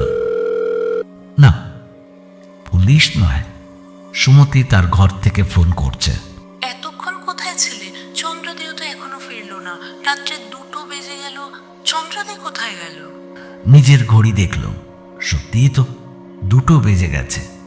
এতই অন্যমনস্ক ছিলাম যে ক্লক টাওয়ারের ঘড়ির আওয়াজও শুনতে পাইনি। মিসেসরা কোথায় আর যাবেন, হয়তো নার্সিংহোমেই রয়ে গেছেন, কাল সকালে ফিরবেন। তুমি শুয়ে পড়ো, চিন্তা করতে হবে না। কে জানে, হয়তো কোনো অ্যাক্সিডেন্ট হয়েছে। আমার ভালো মনে হচ্ছে না, তুমি থানায় ফোন করো। চন্দ্রদে বলেছিল যত রাত্রি হোক তিনি ফিরে আসবেন। আরে আচ্ছা, ঝামেলায় ফেলছো তো। চন্দ্রাদি তোমারও কেউ নয়, আমারও কেউ নয়, তার জন্য তোমার তো চিন্তা কেন? সে তুখোড় মেয়ে, নিজেকে সামলাতেই জানে। তাছাড়া 100 মাইল পথ যাবে, আবার ফিরে আসবে। আর বেরিয়েছে রাত 10টায়, এখনো ফেরার সময় আছে। তুমি ঘুমাও তো। একটা কাজ করো না, আহমেদাবাদের নার্সিংহোমে ফোন করো না। মিস্টার শাহকে নিয়ে চন্দ্রদে পৌঁছলো কিনা সেই খবরটা তো জানা যাবে। আমার মনে হচ্ছে কোনো বিপদ ঘটেছে। হ্যাঁ, তা অবশ্য করা যেতে পারে। আমি তো জানি কি হয়েছে, তবুও সুমতির জন্যে আমি আহমেদাবাদ নার্সিংহোমে ফোন করলাম। তারা বলল মিস্টার শাহের জন্য তারা অপেক্ষা করছেন, কিন্তু তিনি এখনো এখানে এসে পৌঁছননি। সুমতি শুনে বলল, দেখলে পথে নিশ্চয়ই কোনো অ্যাক্সিডেন্ট হয়েছে, তুমি থানায় ফোন করো। থানায় যেচে কোনো খবর দিতে আমার মোটেই সাহস হচ্ছিল না। থানার নাম শুনে আমি ভেতরে ভেতরে ঘামছিল। কিন্তু সুমতিকে তো সন্দেহমুক্ত রাখতে হবে, সে নিজেও পুলিশকে খবর দিতে পারে। অতএব পুলিশে খবর দেওয়া ছাড়া আমার আর কোনো উপায় রইল না। ফোন নামিয়ে রেখে সুমতি আমার ঘরে এলো। পরনে চানিয়া, গায়ে ছোট ব্লাউজ। আমার খাটের একধারে বসে জিজ্ঞাসা করল, থানাকে ডেকেছ? হ্যাঁ, এই ডাকছে। থানার সঙ্গে লাইন যোগাযোগ হলো। ওপাশ থেকে কর্কশ কণ্ঠে একজন বলল, বরোদা পুলিশ হেডকোয়ার্টার, কি চাই? আমি সংক্ষেপে ঘটনা জানালাম। হিম্মত ভাই শাহ হয়তো মাতাল, অনেক টাকা তার ঋণ, তবুও সে একজন নামী ব্যক্তি। আর কেউ না হলেও পুলিশ তাকে এখনো গুরুত্ব দেয়। পুলিশ হয়তো এককালে তার বদান্যতা লাভ করেছিল। আমি ভেবেছিলাম পুলিশ হয়তো বলবে এত রাত্রে কি আর করা যাবে, আচ্ছা ঠিক আছে, আমরা হাসপাতালগুলোতে চেক করছি আর খোঁজ করছি কোনো অ্যাক্সিডেন্ট রিপোর্ট আছে কিনা, তারপর কাল সকালে দেখা যাবে। আমার রিপোর্ট শুনে থানা বলল একটু ধরুন, বোধহয় কারোর সঙ্গে পরামর্শ করলো। তারপর বলল একজন সাব ইন্সপেক্টর আর একজন সার্জেন্ট আসছে।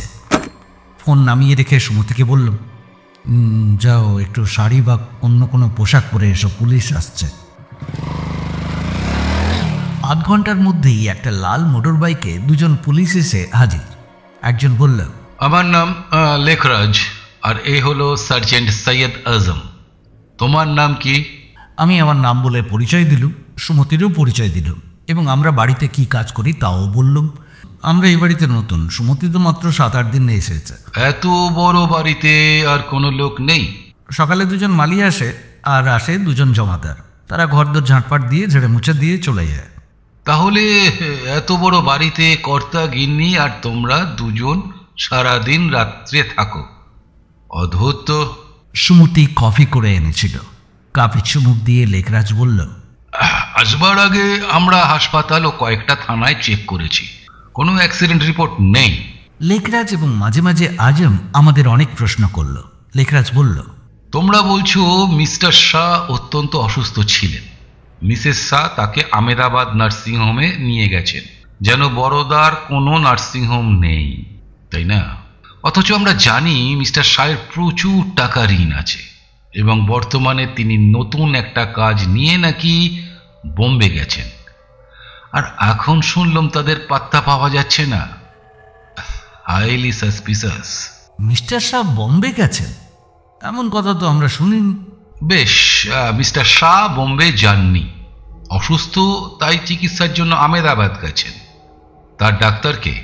সর্বনাশ, ডাক্তারের কথা তো আমরা ভাবিনি। তবু আমি সামলে নিয়ে বললাম, দেখুন আমরা সামান্য কর্মচারী, তাই নতুন, যদ্দূর জানি কোনো ডাক্তার আসতো না। মিসেস শাহ আপনাদের প্রশ্নের জবাব দিতে পারবেন হয়তো, তবে আমি যদ্দূর শুনেছি যে মিস্টার শাহ ভীষণ খিটখিটে হয়ে পড়েছিলেন এবং বড়দার কোনো ডাক্তারের ওপর তার বিশ্বাস ছিল না। মিস পারেক, আপনি মিস্টার শাহকে যেতে দেখেছেন, মিসেস শাহকেও দেখেছেন। কার পরনে কি পোশাক ছিল একটু বলুন তো। সুমতি বলল, বাহ, তোমার পর্যবেক্ষণ ক্ষমতা ও দৃষ্টিশক্তি তো বেশ প্রখর। পুলিশে চাকরি নিলে নাম করতে পারবে। আচ্ছা মিস, সত্যি করে বলো তো, মিস্টার শাহকে দেখে তো খুব অসুস্থ বলে মনে হচ্ছিল, নাকি তিনি ভান করছিলেন? ভান করবেন কেন? তিনি সত্যি খুব অসুস্থ, চলতে কষ্ট হচ্ছিল। চলো আজম, আমরা মিস্টার শাহ, মিসেস শাহ এবং সমস্ত বাড়িটা একবার দেখে আসি। চলো।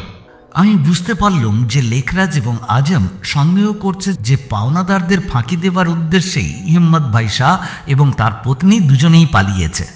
কিন্তু আসল ব্যাপার তো পুলিশ জানে না, জানতে না পারলেই মঙ্গল। কোনো ঘরেই সন্দেহজনক কিছু পাওয়া গেল না। চন্দ্রার ঘরে তার ড্রেসিং টেবিলের ড্রয়ারে কিছু কুচোকাচা সোনার গয়না ও সচারেক টাকা ছিল। সব ঘর দেখে ওরা নিচে নেমে এলো। না, আমরা সন্দেহ করার মতো তো কিছুই পেলাম না। ওকে, আমরা পেট্রোলকে সতর্ক করে দেবো একবার। আপাতত এই বাড়িতে তোমরা দুজন আছো, 2 young people. Good night. Bye. বলে আমার আর সুমতির দিকে ইঙ্গিতপূর্ণ দৃষ্টি হেনে আজমকে ডেকে নিয়ে মোটর বাইকে উঠে চলে গেল।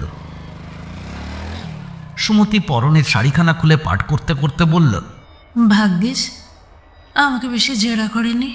এই তো সবে শুরু। পুলিশ অতি সাংঘাতিক চিজ। আমাদের বাংলায় একটা কথা আছে, পুলিশ ছুঁলে 18 ঘা। মজা টের পাবে। এখন যাও ঘুমোগে, আমার কিছু ভালো লাগছে না। সত্যি ওরা গেল কোথায়? আমার মনে হয় পথে যেতে যেতে মিস্টার শাহ খুব অসুস্থ হয়ে পড়েছেন। ওকে নিয়ে চন্দ্রলি এমন কোনো জায়গায় আশ্রয় নিয়েছেন যেখানে টেলিফোন নেই, কিংবা পথে কোথাও হয়তো গাড়িটা খারাপ হয়ে গেছে। ইস, তুমি বিরক্ত হচ্ছ না? আমি চললাম, কিন্তু একটা কেস। সুমতি চলে গেল। আমি শুয়ে পড়লাম, কিন্তু বাকি রাত্রিটা ঘুম হলো না। বিছানায় এপাশ ওপাশ করে ভোর হতে না হতেই উঠে পড়লাম। স্নান করে দাড়ি কামিয়ে বাইরে বেরোবার জন্য প্রস্তুত হয়ে রইলাম, কিন্তু কোথায় যাব তা তো জানি না। 8টার সময় সুমতি আমাকে বারান্দায় ডাকলো। কিছু খাবার ও চা তৈরি করেছে। সুমতিও ঘুমোতে পারেনি, তারও চিন্তা মানুষ দুটো গেল কোথায়। ঘরের কিছু কাজ সেরে বেলা 9টার সময় বলল, থানায় একবার খবর নাও না। খবর থাকলে তো ওরা জানাবে।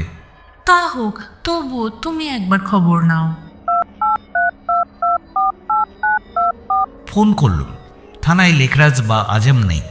যে ফোন ধরেছিল সে বলল ওরা ফিরে এলে ফোন করতে বলবে। ওরা হয়তো পথে খুঁজতে বেরিয়েছে। চন্দ্রা এতক্ষণে নিশ্চয়ই চেঁচামেচি করে লোক জড়ো করেছে। থানায় খবর চলে গেছে। কে জানে লেখরাজ বা আজম হয়তো সেখানেই গেছে এবং চন্দ্রার জবানবন্দি শুনছে। হিম্মত ভাইয়ের অ্যাটর্নি রোহিত মেয়েটাকে নিরুদ্দেশের খবরটা দিয়ে রাখা ভালো। রোহিত মেয়েটাকে ফোন করলাম। পুলিশকে যা বলেছিলাম ওকেও তাই বললাম। রোহিত মেয়েটা অবাক। পুলিশে খবর দিয়েছি সে কথাও বলল। রোহিত বলল বড়দার পুলিশ চিফ তার বন্ধু, তার সঙ্গে সে যোগাযোগ করবে। ইতিমধ্যে যদি খবরের কাগজের লোক আসে আমি যেন তাদের কাছে মুখ না খুলি, তাদের যেন রোহিতের কাছে পাঠিয়ে দিই। রিসিভার নামিয়ে রাখতেই দেখি সুমতি এসেছে, বিমর্ষ। বলল, অসিত, আমার এখানে ভালো লাগছে না, আমি আজ দুপুরে বাড়ি চলে যাব। সত্যি, আমার কি, ওরা বড়লোক, ওদের ভাবনা ওরা ভাববে। না সুমতি, তোমার এখন যাওয়া চলবে না, কারণ পুলিশে খবর দেওয়া হয়েছে। পুলিশ তোমাকে আরও প্রশ্ন করবে। চন্দ্রাদি ফিরে এসে তোমাকে চাইবে হয়তো। তোমার অবস্থা আমি বুঝছি, কিন্তু চন্দ্রাদি ফিরে না আসা পর্যন্ত অপেক্ষা করো। আমার ভয় করছে। এত বড় বাড়িতে একা তোমার ভয় করবেই তো। তুমি এক কাজ করো, আমার পাশের ঘরে চলে এসো, আমরা বরং বাড়িটা বন্ধ করে রাখি। বেশ, আমি তোমার পাশের ঘরে উঠে আসছি, কিন্তু খবরদার কোনো সুযোগ নেবার চেষ্টা করবে না। কথাটা তুমিও মনে রেখো সুমতি। চলো সুমতি, তোমার জিনিসপত্রগুলো নিয়ে আসি। আমি উঠবার উপক্রম করছি, আর সেই সময় মোটর বাইকের আওয়াজ শুনলাম। লাল মোটর বাইকে চেপে গেট দিয়ে লেখরাজ আর আজম ঢুকছে। দুজনকেই ক্লান্ত মনে হলো। ওরা একা কেন? চন্দ্রা কোথায়? আমি নার্ভাস হয়ে পড়লাম। লেখরাজ বলল, হ্যাঁ, রণলিতে ওদের রোলস রয়েস গাড়িখানা পাওয়া গেছে, কিন্তু ওরা গেল কোথায়? কোনো পাত্তাই নেই। অদ্ভুত ব্যাপার তো। তাহলে চন্দ্রার কি হলো? সেই বাংলোর কাছাকাছি কি কোনো মানুষ যায়নি? চন্দ্রা কি এখনো উদ্ধারের আশায় অপেক্ষা করছে? দুজন সিকিউরিটি পুলিশ রাস্তায় ডিউটি দেওয়ার সময় ওদের কাল রাত্রি 10:30 নাগাদ দেখেছিল। তারপর আজ তাদের গাড়ি পাওয়া গেল, কিন্তু ওরা পালাবে কোথায়? দুজনেই নামকরা মানুষ, সকলে ওদের চেনে। তবুও আমরা রেল স্টেশন, বাস স্টেশন আর এয়ারপোর্টে খোঁজ করছি একবার। মিস্টার শাহ সত্যি খুব অসুস্থ ছিল। কি করে বলবো বলুন, আমি তো ডাক্তার নই। তবে ওর ঘরে যখনই গেছি দেখেছি আচ্ছন্নের মতো শুয়ে থাকেন। ঠিক আছে, খবরটা দিয়ে গেলুম, আমরা তদন্ত চালাচ্ছি, দেখা যাক। ওরা দুজনে চলে গেল। এদিকে বেলা বাড়তে লাগলো, কিন্তু চন্দ্রার কোনো খবর নেই। সন্ধেবেলা আকাশবাণীর স্থানীয় খবরে ওদের নিরুদ্দেশের খবর প্রচার করা হলো। আধ ঘন্টার মধ্যে গুজরাটি খবরের কাগজ সন্দেশের একজন নাছোড়বান্দা রিপোর্টার এসে হাজির। অনেক কষ্টে তাকে বিদায় করল। বললাম, আপনি রোহিত মেটার সঙ্গে দেখা করতে পারেন। সন্ধে 8টা নাগাদ রোহিত মেটা ফোন করল। সে সন্দেহ প্রকাশ করল ওদের দুজনকে কোনো বড় দস্যু দল কিডন্যাপ করেছে। শিগগির তারা ওদের মুক্তিপণের বিনিময়ে মোটা টাকা দাবি করবে। আমি যেন টেলিফোন ছেড়ে কোথাও না যাই। রোহিত মেটা বলল সে কাল সকালে আসবে। ইতিমধ্যে আমি আর সুমতি দুজনে মিলে হিম্মত ভাইয়ের পাওনাদারদের সমস্ত বিল ও হ্যান্ডনোট ইত্যাদি এবং সংশ্লিষ্ট কাগজপত্র যেন এক জায়গায় করে রাখি। রোহিত মেটার সঙ্গে সেলিম আলীও আসবে। সেলিম কোথা থেকে খবর পেয়েই রোহিতকে ফোন করেছিল। বুঝতে পারলাম আমার চারদিকে জাল ক্রমশ বিস্তৃত হচ্ছে। জাল থেকে বেরোবার রাস্তাগুলো ঠিক করে রাখতে হবে। কিন্তু চন্দ্রার কোনো খবর নেই কেন? রানুলিতে সেই বাংলোয় গিয়ে দেখে আসা দরকার। ঝুঁকি আমাকে নিতেই হবে। এখনই গেলে ভালো হয়। দিনের বেলায় সেখানে যাওয়া অসম্ভব। সুমতিকে লুকিয়ে যেতে হবে, নইলে সে হয়তো সঙ্গে যেতে চাইবে, বলবে একা বাড়িতে ভয় করছে। সুমতি এখন কিচেনে ব্যস্ত আছে। আমি এই ফাঁকে চন্দ্রার ঘরে ঢুকলাম। তার টেবিলে স্লিপিং ট্যাবলেট দেখেছিল। আমি গোটা কয়েক সংগ্রহ করে ফিরে আসবার সময় বললাম সুমতিকে, সুমতি চা খেলে কেমন হয়? ভালোই হয়। তাহলে 2 কাপ চা করে নিয়ে আমার ঘরে এসো। আমি আমার ঘরে ফিরে এলাম। একটু পরে সুমতি ছোট একটা থালায় বসিয়ে 2 কাপ চা নিয়ে এলো। একটা কাপ আমার দিকে এগিয়ে দিল। আমি চুমুক দিতে না দিতে বললাম, মিষ্টি হয়নি, চিনি দাওনি বোধ হয়। অন্যমনস্কতার জন্যে সুমতি সত্যিই চিনি দিতে ভুলে গিয়েছিল। তবুও চিনি দিলেও আমি তাকে চিনি আনতেই পাঠাতাম। সুমতি চিনি আনতে গেল, আর আমি সেই ফাঁকে 2টো ঘুমের বড়ি ওর চায়ের সঙ্গে গুলে দিলাম। সুমতি চিনি নিয়ে ফিরে এলো। আমি সিগারেট ধরালাম। চা খাওয়া শেষ হলে সুমতি আমাকে প্রশ্ন করল, এমন কোনো সিগারেট নেই যা টানলে ঘুম পায়? 2 রাতের ঘুমোয়নি, অথচ ঘুম ঠিক আসছে না। সিগারেট টানতে হবে না, তুমি খাটে গিয়ে শো। আমি তোমার মাথায় হাত বুলোতে বুলোতে এমন একটা মন্ত্র পড়ব যে 10 মিনিটের মধ্যে তুমি ঘুমিয়ে পড়বে। না মশাই, আমাকে ঘুম পাড়ানো অত সোজা নয়। আচ্ছা, তবুও দেখি। কিন্তু খবরদার মশাই, সাবধান, আপনার হাত যেন মাথায় ছেড়ে অন্য কোথাও না যায়। না, যাবে না, তুমি শুয়ে পড়ো। সুমতি আমার বিছানায় শুয়ে পড়ল। আমি একটা বাংলা ছড়া বলতে বলতে ওর মাথায় বিলি কাটতে লাগলো। 5 মিনিট পরে হাই তুলে সুমতি বলল, সত্যি ঘুম পাচ্ছে গো, মন্ত্রটা আমাকে শিখিয়ে দিও তো। আমাকে বেশিক্ষণ ছড়া বলতে হলো না। সুমতি ঘুমিয়ে পড়ল। আমিও বেরিয়ে পড়লাম। দরজা বন্ধ করে দিল। বাড়ি থেকে বেরোবার আগে কোলাপসিবল গেটে তালা লাগিয়ে দিল। বিউইক গাড়ি চালিয়ে রানৌলির রাস্তা ধরল। ব্রাঞ্চ রোড থেকে যে কাঁচা রাস্তায় রণলির দিকে গেছে, আমি সেই মোড় থেকে আরও খানিকটা এগিয়ে গেলাম। এক জায়গায় একটা অয়েল ট্যাঙ্কার খারাপ হয়ে পড়ে আছে। জায়গাটা বেশ অন্ধকার। সেই অন্ধকারে আমি গাড়িখানা রাখলাম, তারপর হেঁটে সেই বাংলোয় এলাম। গতকাল ফটকটা যেরকম খোলা ছিল আজও সেই রকম খোলা রয়েছে। সামনের দরজায় যে তালাটা গতকাল নকল চাবি দিয়ে খুলেছিলাম, সেই তালাটা কালকের মতোই দরজায় লাগানো রয়েছে। মাস্টার কি দিয়ে আজও তালাটা খুলে ভেতরে ঢুকল। এটা অফিস ঘর। চন্দ্রা আছে পাশের ঘরে। দরজা ভিজানো ছিল। বুক দুরুদুরু করতে লাগলো। ঘরে ঢুকে হয়তো দেখবো ফাঁকা। চন্দ্রা চিৎকার করে লোক জড়ো করার আগেই কেউ হয়তো ঘরে ঢুকেছিল এবং সুন্দরী মহিলাকে দেখে তাকে হয়তো অপহরণ করে নিয়ে গেছে। এই রকম ভাবতে ভাবতে আমি দরজা খুলে ঘরের ভেতর ঢুকে ফ্ল্যাশ লাইট জ্বালার সঙ্গে সঙ্গে আমি যেন আমার মুখে প্রচন্ড জোরে একটা ঘুষি গেল। কি সর্বনাশ!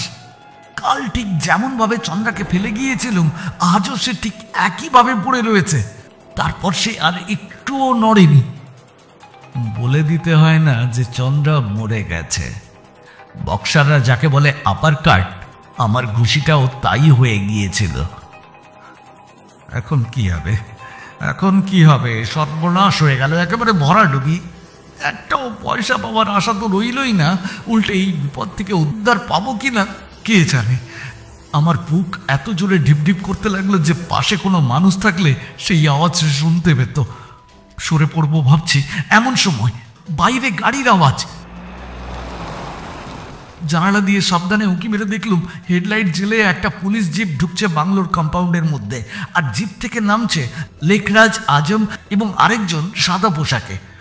তাকে আগে দেখিনি, বোধহয় পুলিশ ডিটেকটিভ। সর্বনাশ, ওরা তো এই ঘরে ঢুকবে, এখন তো বাইরে যাওয়া অসম্ভব। ভাগ্যিস দেয়ালের ধারে থাক করা প্যাকিং কেসগুলো ছিল। আমি কোনো রকমে আড়ালে লুকিয়ে পড়লাম। ওরা কাছে এসে পড়েছে। লেখরাজের গলা পেলাম। সে কাউকে, সম্ভবত আজমকে বলছে। সন্ধ্যায় রেডিওতে খবর শোনার পর একজন কেরালার মহিলা থানায় ফোন করেছিলেন। তিনি কাছে একটা রোলস রয়েস গাড়ি দেখেছেন। কাল রাত্রি 11টা আন্দাজ সময় বাংলোয় নাকি আলো জ্বলতে দেখেছেন। অথচ তিনি জানেন যে এই বাংলোটা খালি পড়ে আছে, বিক্রি হবে। মহিলার গাড়ির ব্যাপারটা ঠিকই বলেছেন, বুঝলে আজম। আলো জ্বালার ব্যাপারটা যাচাই করে দেখা যাক। কাছেই যখন গাড়ি পাওয়া গেছে তখন এই বাড়িতে কিছু ঘটে থাকতে পারে। আজম, টর্চ জ্বালো, টর্চ জ্বালো। ওরা অফিস ঘরে ঢুকে পড়েছে। টর্চের আলো বেশ জোরালো। এই ঘরে ও আলো প্রতিফলিত হচ্ছে। অফিস ঘরে টর্চ ঘুরিয়ে ঘুরিয়ে কিছু দেখলো। আমার বুক ডিপ ডিপ করছে, কপাল ও পিঠ ঘেমে উঠছে। যদি ধরা পড়ে যাই, না না, যদি মুক্তি পাই তাহলে আর এই পথে নয়। হঠাৎ বড়লোক হতে যাওয়ার ঝুঁকি অনেক। ওরা ঘরে এসে পড়ল। আমি নিঃশ্বাস বন্ধ করলাম, যদি ওরা আমার নিঃশ্বাসের শব্দ শুনতে পায়। ঘরে ঢুকতেই তীব্র টর্চের আলো পড়ল চন্দ্রার ওপর। কয়েক সেকেন্ড চুপচাপ। আজম জিজ্ঞাসা করল, কার আবার? ওই মহিলার, মিসেস হিমাদ ভাই? এটা মনে হচ্ছে খুন হয়েছে। লেখরাজ কি দেখছিল তা আমি আড়াল থেকে অনুমান করতে পারছিলাম না। সে বলল, হ্যাঁ, মুখে তো কাল শীটের দাগ, চোয়ালেও। মনে হচ্ছে অন্তত 25-26 ঘন্টা আগে খুন হয়েছে। কারো ঘুষি বোধহয় মেয়ে মানুষটাকে ঘায়েল করেছে। তুমি মগন ভাইকে ডাকো। ওর কাছে ক্যামেরা আর ফিঙ্গারপ্রিন্ট তোলার সরঞ্জাম আছে। আমি দেখি অফিস ঘরের ওই টেলিফোনটা চালু আছে কিনা। তাহলে জওহরনগর থানা আর ওই আমাদের হেডকোয়ার্টারে একটা ফোন করে দিই। মগন ভাই এসে ছবি তুলল, কারণ ফ্ল্যাশ লাইট জ্বলে উঠছিল। কোনো ফিঙ্গারপ্রিন্ট পেয়েছে কিনা জানি না। আমি তখন ঘামছি এবং আমার পা ঠক ঠক করে কাঁপছে। কে খুন করে থাকতে পারে? মগন ভাই জিজ্ঞাসা করল। এই তার প্রথম কণ্ঠস্বর শুনল। সম্ভবত যারা কিডন্যাপ করেছিল তারা। হিমাদ ভাই তো অসুস্থ, তাকেও হয়তো খুন করেছে। চলো তো একটু খুঁজে দেখি তার বডিটা আবার পাওয়া যায় কিনা। ফোন করেছিলে? না হে, লাইনটা কাটা। আমরা হিমত ভাইয়ের বডি খোঁজ করে বাড়ি থেকে ওয়্যারলেস।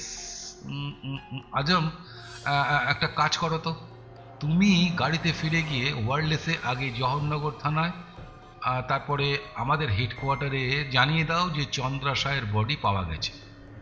আমি আর মগন ভাই প্রথমে পাশের ঘর ও পরে কাছাকাছি বাড়ি দুটো আর ওই করাত কলটা একবার দেখে আসি, দেখি হিমত ভাইয়ের বডিটা পাওয়া যায় কি না।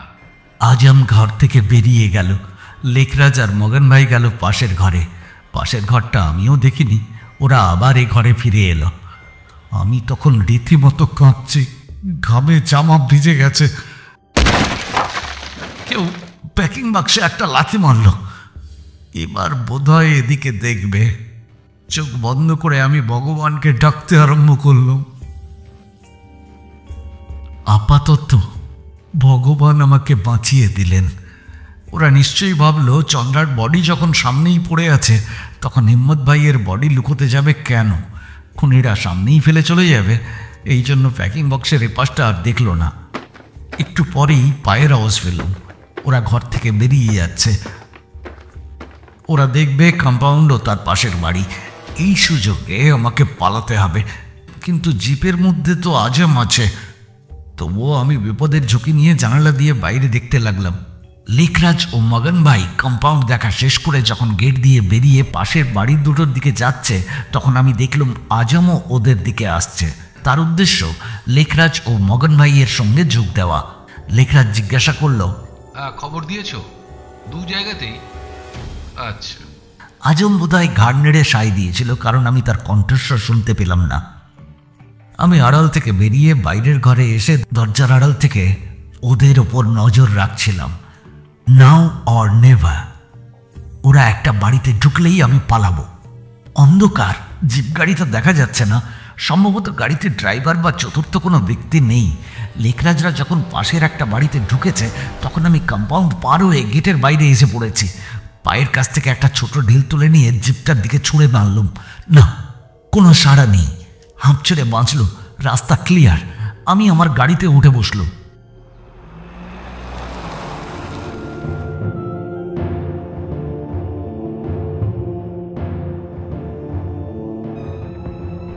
বাড়ি ফিরে দেখি সুমতি আমার খাটে চিত হয়ে ঘুমোচ্ছে। নিঃশ্বাস পড়ার সঙ্গে সঙ্গে তার উন্নত বক্ষযুগল ওঠানামা করছে। কিচেনে ছিল, শুধু হাউসকোট পরেছিল, ব্রা পর্যন্ত পরেনি। বুকের অনেকটা অংশই দেখা যাচ্ছিল। আসন্ন একটা সাংঘাতিক বিপদ থেকে মুক্তি পেয়ে নিজেকে বেশ হালকা মনে হচ্ছিল। নির্জন বাড়িতে এমনকি একটা পোষা কুকুর পর্যন্ত নেই। এমন সুবর্ণ সুযোগ আর কি পাওয়া যাবে? আমি সুমতিকে জড়িয়ে ধরলুম, ওকে চুমু খেতে লাগলাম। তবুও তার ঘুম ভাঙল না। তার হাউসকোটের বোতামগুলো খুলে সেটি তার দেহ থেকে আস্তে আস্তে খুলে ফেললাম। সুমতির ঘুম এমনই গাঢ়, নইলে সে স্বপ্নে ঘুরে বেড়ায় কি করে। তার উপর দুটো ঘুমের বড়ি খাইয়েছি, ঘুমের কড়া ওষুধ।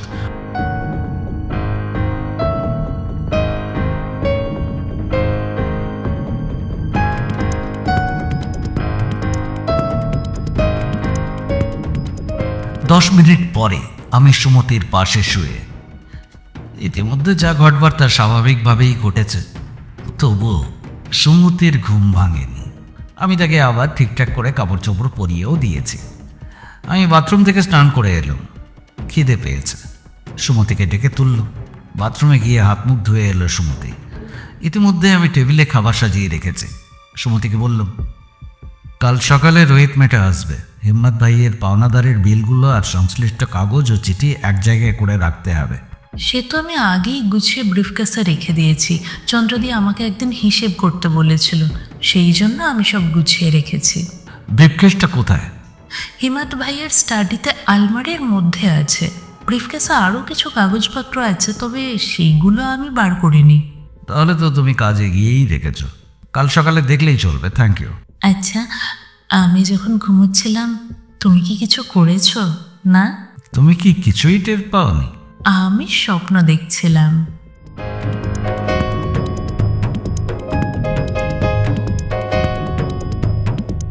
পরদিন সকালে কিছু খেয়ে আমি আর সুমতি হিম্মত ভাইয়ের স্টাডিতে গিয়ে ব্রিফকেস থেকে বিলগুলো বার করলাম।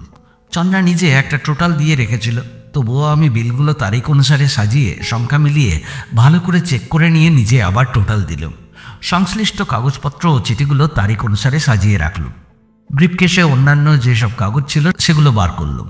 সবই প্রায় অপ্রয়োজনীয়, কিন্তু একখানা মুখ বন্ধ খাম পাওয়া গেল, তার উপর হিম্মত ভাইয়ের নিজের হাতে লেখা আছে রোহিত মেটার জন্য। হিম্মত ভাই শাহের শেষ উইল ও স্বীকারোক্তি।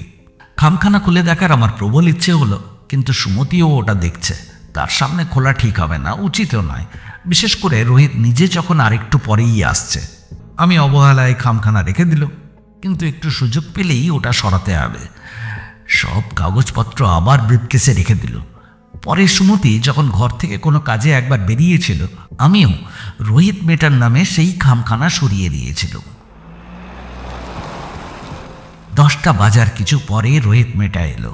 সঙ্গে যে লোকটি এসেছে তার বাজ পাখির মতো নাক আর অন্তর্ভেদী দৃষ্টি দেখেই আমি কিরকম যেন ঘাবড়ে গেলাম। এই লোক তো সাংঘাতিক। এই কি ইন্স্যুরেন্সের সেই বিখ্যাত পুরুষ সেলিম আলী? ওরা গুছিয়ে বসতে না বসতে লেখরাজ আর পুলিশ কমিশনার এসে হাজির। আমার বুকের মধ্যে কাঁপুনি আরম্ভ হলো। ওরা দুজনে বসলো। লেখরাজ জিজ্ঞেস করলো, সেই যুবতীটি কোথায়? তাকে ডাকো। আচ্ছা শোনো মিস্টার চৌধুরী, তুমি কি জয়ন্তী ভাইয়ের সঙ্গে কাজ করতে? হ্যাঁ করতাম, কিন্তু কেন? জয়ন্তী ভাইকে আমরা সুনজরে দেখতাম না। কয়েকবারই তাকে গ্রেপ্তার করতে হয়েছিল, কিন্তু বরাত জোরে সে বেরিয়ে গেছে। ঠিক আছে, তুমি সেই ইয়ং গার্লটিকে ডাকো। ডাকো তো। পুলিশ জয়ন্তী ভাইকে সুনজরে দেখতো না, অতএব আমার প্রতিও তারা কৃপা বর্ষণ করবে না। আমি রীতিমতো নার্ভাস হয়ে গেলুম। সুমতিও আমাকে দেখে বলল, তোমার মুখ এমন ফ্যাকাশে হয়ে গেল কেন? পুলিশ দেখে অত ভয় পাওয়ার কি আছে? সুমতি, তুমি যদি সব জানতে। চলো, তোমাকে সেই পুলিশই ডাকছে। ওরা চারজন পরপর 4টে চেয়ারে বসেছে, নিজেরাই চেয়ার টেনে নিয়েছে। এটা হলো বাড়ির বসবার ঘর। চেয়ার ও সোফা ইত্যাদির অভাব নেই। সেলিম আলী আমাদের বসতে ইঙ্গিত করল। আমি বসার সঙ্গে সঙ্গে সেলিম আলী ও পুলিশ কমিশনার আমাকে তীক্ষ্ণ দৃষ্টিতে দেখতে লাগলো। বেশিরভাগ প্রশ্ন করতে লাগলো সেলিম আলী। পুলিশ কমিশনার ও লেখরাজ মাঝে মাঝে। প্রথমে সুমতিকে জেরা আরম্ভ হলো। অনেক প্রশ্ন। সেলিম আলী কয়েকটা মারাত্মক প্রশ্ন করল, যেমন, মিস পারেক, হিম্মত ভাই গাড়িতে উঠবার সময় তুমি কি তার মুখ দেখতে পেয়েছিলে? না, সুমতি দেখতে পাইনি, টুপি নামানো ছিল, আলো কম ছিল। আচ্ছা, এর আগে তুমি কখনো হিম্মত ভাইকে দেখেছ? না, সুমতি দেখেনি। সেলিম আলী এরপর আমাকে প্রশ্ন করলো, তোমার কি মনে হয় হিম্মত ভাই চন্দ্রাকে খুন করতে পারে?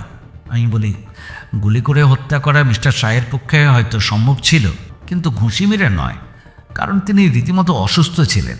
সত্যিই কি অসুস্থ ছিলেন? কি করে বলি বলুন? আমি নতুন এসেছি, তার উপর আমি ডাক্তারও নই। পুলিশ কমিশনার রোহিত মেটাকে একই প্রশ্ন করল। রোহিত মেটা বললেন, হিম্মত ভাই ভীষণ ড্রিঙ্ক করত।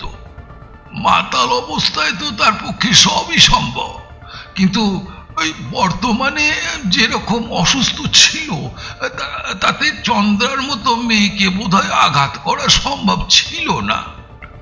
আমি জানি যে মেয়ে হলেও চন্দ্রার দেহে যথেষ্ট শক্তি ছিল। তাছাড়া চন্দ্রাকে হত্যা করার কারণ কি থাকতে পারে? আমরা সব দিক থেকেই তদন্তটা করছি। হিম্মত ভাই বা তার লাশ না পাওয়া পর্যন্ত কিছু বলতে পারছি না। তাকে কেউ কিডন্যাপ করেনি, কারণ তাকে কিডন্যাপ করে লাভ নেই।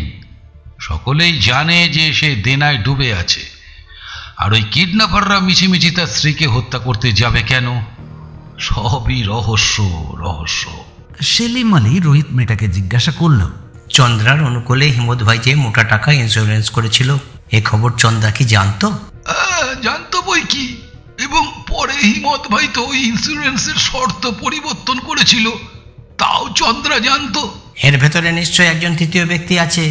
মিস্টার কমিশনার, আপনারা সেই তৃতীয় ব্যক্তিকে খুঁজে বার করুন, সব রহস্যের সমাধান হবে। পুলিশ কমিশনার জিজ্ঞাসা করলেন, তৃতীয় একজন ব্যক্তি যে এই ব্যাপারে জড়িত আছে, আপনার এমন সন্দেহের কারণ কি? কারণ অনেক থাকতে পারে, ওই মহিলা মানে চন্দ্রা শাহ একটা ইন্স্যুরেন্স কেসে আগে জড়িয়ে পড়েছিল। অ্যান্টনি ডিসুজার নামে তার একটা গোয়ানিজ ধনী স্বামী ছিল। ডিসুজাও চন্দ্রার অনুকূলে মোটা টাকার ইন্স্যুরেন্স করেছিল। তারপর সেই ডিসুজা 5 তলা জানলা দিয়ে নিচে পড়ে যায় ও মারা যায়। আমাদের সন্দেহ হয় আমরা চন্দ্রাকে টাকা দিতে চাইনি। চন্দ্রা কোর্টে মামলা করে যেতে, তবে পুরো টাকা পায়নি। যা পেয়েছিল তাও মোটা টাকা। আমরা জানি চন্দ্রা ডিসুজাকে জানলা দিয়ে নিচে ঠেলে ফেলে দিয়েছিল। মাত্র কিছুদিন আগে হেমন্ত ভাই তার ইন্স্যুরেন্স পলিসিতে একটা সংশোধন করলো। সে যদি আত্মহত্যা করে তাহলে যেন তার স্ত্রীর টাকা না পায়। তখনই আমার সন্দেহ হলো গোলমাল আসছে। চন্দ্রা আগে একটা খুন করেছে, এবারও টাকা পাওয়ার জন্য খুন করতে পারে। এবং কোনো মেয়ে যদি কাউকে খুন করতে চায় তাহলে তার সঙ্গে একজন পুরুষ সঙ্গী চাই। পুলিশ সেলিম আলীর এই থিওরি গ্রহণ করতে রাজি নয়। তাদের বিশ্বাস হিম্মত ভাই মোটেই অসুস্থ ছিলেন না, ভান করে বিছানায় শুয়েছিলেন।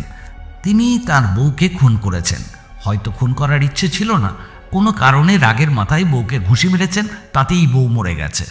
সেলিম আলী একটা প্রস্তাব করলেন, হিমত ভাই এই বাড়িতে ফিরে আসবে, অথবা কোথাও না কোথাও তার ডেড বডি পাওয়া যাবে, এই আমার দৃঢ় বিশ্বাস।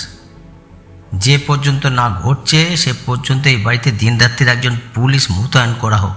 পুলিশ কমিশনার সঙ্গে সঙ্গে রাজি হলেন। লেখরাজকে বললেন, আজও আসেনি, না এসে থাকলে থানায় ফিরে গিয়ে তাকেই পাঠিয়ে দিও, সে এই বাড়িতে থাকবে।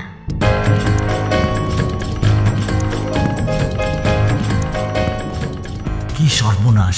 এই বাড়িতে যদি একজন পুলিশ 24 ঘন্টা পাহারা দেয়, তাহলে আমি ডিপ ফ্রিজ থেকে হিম্মত ভাইকে বার করব কি করে? সুমতি একা থাকলে তাকে না হয় আরেকবার ঘুমের বড়ি খাইয়ে কাজটা করা যেত, কিন্তু এখন আমি কি করি? আমার মাথা ঘুরতে লাগলো। সেলিম আলী উঠে পড়ল, বললেও, হ্যাঁ আমি এবার যাব। পুলিশ কমিশনারও বললেন, হ্যাঁ আমরাও যাব। আরে আমিও বা বাকি থাকি কেন? অসিত তুমি ওই কাগজগুলো গুছিয়ে রেখেছো? প্রথমে আমি মিস্টার মেটার কথা শুনতেই পাইনি। তিনি আরেকটু জোরে বলতে শুনতে পেলাম। আমি তখন নিজের বিপদ ভেবে অন্য চিন্তায় মগ্ন ছিলাম।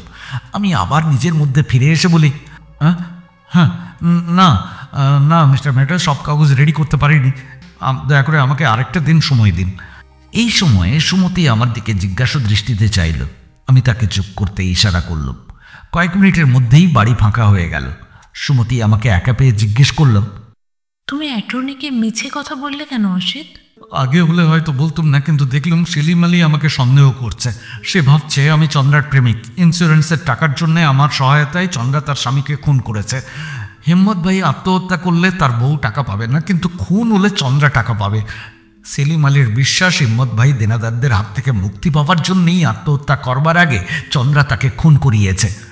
তুমি ঠিকই ধরেছিলে, চন্দ্রা আর আমি কিছুদিন প্রেমিকা ছিলাম। আমরা পরস্পরে এক বিছানাতেও শুয়েছি। সে যাক, আমার মাথা গুলিয়ে যাচ্ছে। চন্দ্রাকে তাহলে কি খুন করলো? অসিত, আমার এই বাড়িতে থাকতে একটুও ভালো লাগছে না। আমার অনুরোধ, আর 2-1 দিন অপেক্ষা করো সুমতি। চল স্টাডিতে যাই, হিম্মত ভাইয়ের শেষ উইলটা পড়ে দেখি। পরে ওটা অন্য খামে ভরে সিল করে খামের ওপর রোহিত মেটার নাম লিখে দিলে বা টাইপ করে দিলেই চলবে। স্টাডিতে ঢুকে ব্রিফকেস থেকে হিম্মত ভাইয়ের শেষ উইল খাম থেকে বার করে পড়তে লাগলো। পৃথিবীর সব মানুষ কি আমার বিরুদ্ধে ষড়যন্ত্র করছে? মহাজনদের ঋণ শোধ করে যদি আমার কিছু সম্পত্তি বা অর্থ বা উভয়ই উদ্বৃত্ত হয়, তাহলে সে সবই পাবে আমার সেক্রেটারি অসিত চৌধুরী।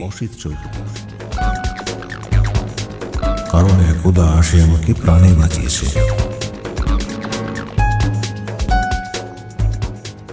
কি লেখা আছে অসিত? পড়ে দেখো, মাতালটা আমাকে ভাসিয়ে গেছে। আরে কে চাইছে ওর টাকা? এখন যদি এই উইল পুলিশের হাতে পড়ে তাহলে আমি কি আর ছাড়া পাবো? হিম্মত ভাই বা চন্দ্রাকে হত্যা করার একটা মোটিভ পুলিশ খুঁজে পাবে, আমাকে নিশ্চিত ঝুলিয়ে দেবে। না না না না, এই কাগজ আমি অ্যাটর্নিকে দিতে পারি না। আমি জানি না বাপু, কিন্তু যা করবে বেশ ভেবে চিন্তে করবে। ঠিক আছে এসো, আমরা এখন খাওয়া দাওয়া করে নিই, তারপর আমি একবার ব্যাংকে যাব। আজম দারোগা একটু পরেই এসে যাবে মনে হয়। সুমতি যখন খাবার ঠিক করতে গেল, আমি সেই ফাঁকে ডিপ ফ্রিজের সুইচটা অফ করে দিলাম। আজম এলে এটা ওর নজরে পড়তে পারে। ডিপ ফ্রিজের সুইচ অন করা কেন? কৌতূহলী হয়ে ঢাকা তুলে দেখতেও পারে। যাই হোক, আজ রাতের মধ্যেই হিম্মত ভাইয়ের ডেড বডি ডিপ ফ্রিজ থেকে বার করে বাগানে বা কোথাও ফেলে রাখতে হবে। হাতে অবশ্য তার রিভলভারটা ধরিয়ে দিতে হবে এবং সে যে স্বেচ্ছায় আত্মহত্যা করেছে এটাও লিখে রাখতে হবে। বাড়িতে ফিরে এসে একসময় বাগানে বসে সে নিজেকে গুলি করেছে। একটা গুলির আওয়াজও করতে হবে যাতে সুমতি অন্তত শুনতে পায়। পুলিশকে সে বলতে পারবে যে বাগানে সে গুলির আওয়াজ শুনেছিল। খাওয়া সেরে আমি সুমতিকে আশ্বাস দিয়ে কাছে টেনে নিয়ে চুমো খেয়ে বলি, সব ঠিক হয়ে যাবে, সব ঠিক হয়ে যাবে, ঝামেলা মিটে গেলেই আমরা বিয়ে করব, তুমি নিশ্চিন্তে থাকো ডার্লিং।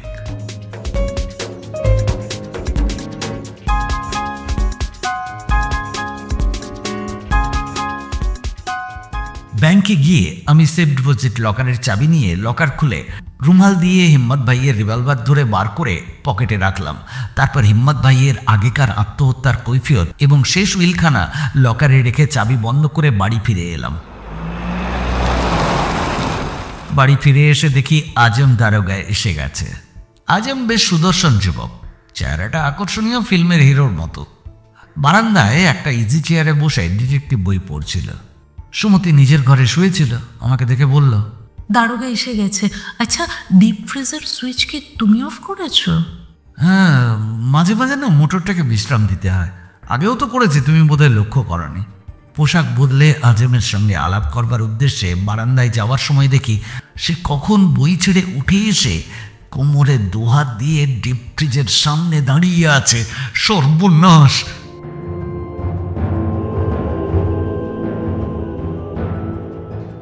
আমাকে দেখে বলল, এই যে তুমি ফিরে এসেছ, শুনলাম ব্যাংকে না কোথায় যেন গিয়েছিলে। হ্যাঁ, এখনই ফিরলাম। আমার তো তখন হয়ে গেছে। আজও এই বুঝি ডিপ ফ্রিজের ডালা খুলে দেখল। কথা বললুম বটে, কিন্তু যেন আমার গলা দিয়ে নয়। আজম আবার বলল, এই রকম একটা ডিপ ফ্রিজ থাকলে মন্দ হয় না। অত বড় ফ্রিজ নিয়ে তুমি কি করবে? ওগুলো তো হোটেলের উপযোগী, ছোট সাইজেরও পাওয়া যায়, তাই বুঝি, কিন্তু জিনিসটা দারুণ। আজমকে এখান থেকে এক্ষুনি সরিয়ে নিয়ে যাওয়া দরকার। তাই ওকে বললাম, আমার সহকর্মী মিস সুমতি পারেখের সঙ্গে আলাপ হয়েছে? না তো, সেই দিন মানে কাল দেখেছি। The girl is lovely and 62। এই মরেছে। মনে মনে বিপদ গণি, সুমতির সঙ্গে কিছু না করে বসে। সুমতিও হয়তো পুলিশের ভয়ে কিছু বলতে পারবে না। যাই হোক, আপাতত তো বিপদ থেকে বাঁচা যাক। আজমকে ওখান থেকে সরিয়ে এনে সুমতিকে ডেকে আনি। সুমতি তখন জিন্স পরে বড়দার বাজারে কিছু সওদা করতে যাওয়ার জন্য তৈরি হচ্ছিল। টাইট ফিটিং জিন্স পরায় সুমতিকে সত্যিই সেক্সি দেখাচ্ছিল। আজম যেন সুমতিকে লোভে নিল।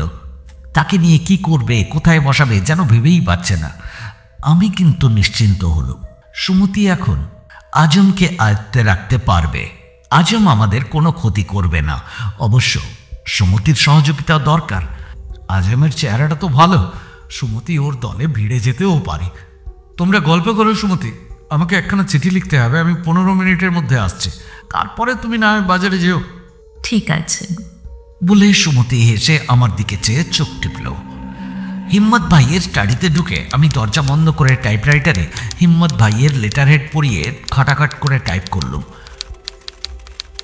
আমার রিভলভারটা নিতে আমাকে আসতে হলো, নইলে আমি সুইসাইড করব কি করে। চন্দ্রা আর পাওনাদারদের হাত থেকে মুক্তি পাওয়ার আমার আর কোনো উপায় নেই। বলা বাহুল্য, আমি একটা গ্লাভস পরে চিঠিখানা টাইপ করেছিলাম। তারপর চিঠিখানা হিম্মত ভাইয়ের রাইটিং টেবিলের ড্রয়ারের উপরেই রেখে দিলাম। গ্লাভস খুলে বারান্দায় ফিরে এসে দেখি সুমতি আর আজম গায়ে গা ঠেকিয়ে হাত ধরাধরি করে বসে আছে। ওরা দুজনেই আমাকে দেখে শুধু একটু নীরব হাসিয়ে আসলো, আমিও হাসলো, যার অর্থ বাহ, বেশ। ইতিমধ্যে আমি আজমের সন্দেহ উদ্রেক না করে আরও একটা কাজ করতে পেরেছিলাম। হিম্মত ভাইয়ের বেডরুমে ঢুকে আলমারি থেকে বুলেটের বাক্স বার করে একটা বুলেট বার করে এনে পকেটে রেখেছিল। এই বুলেটটা পরে কাজে লাগবে।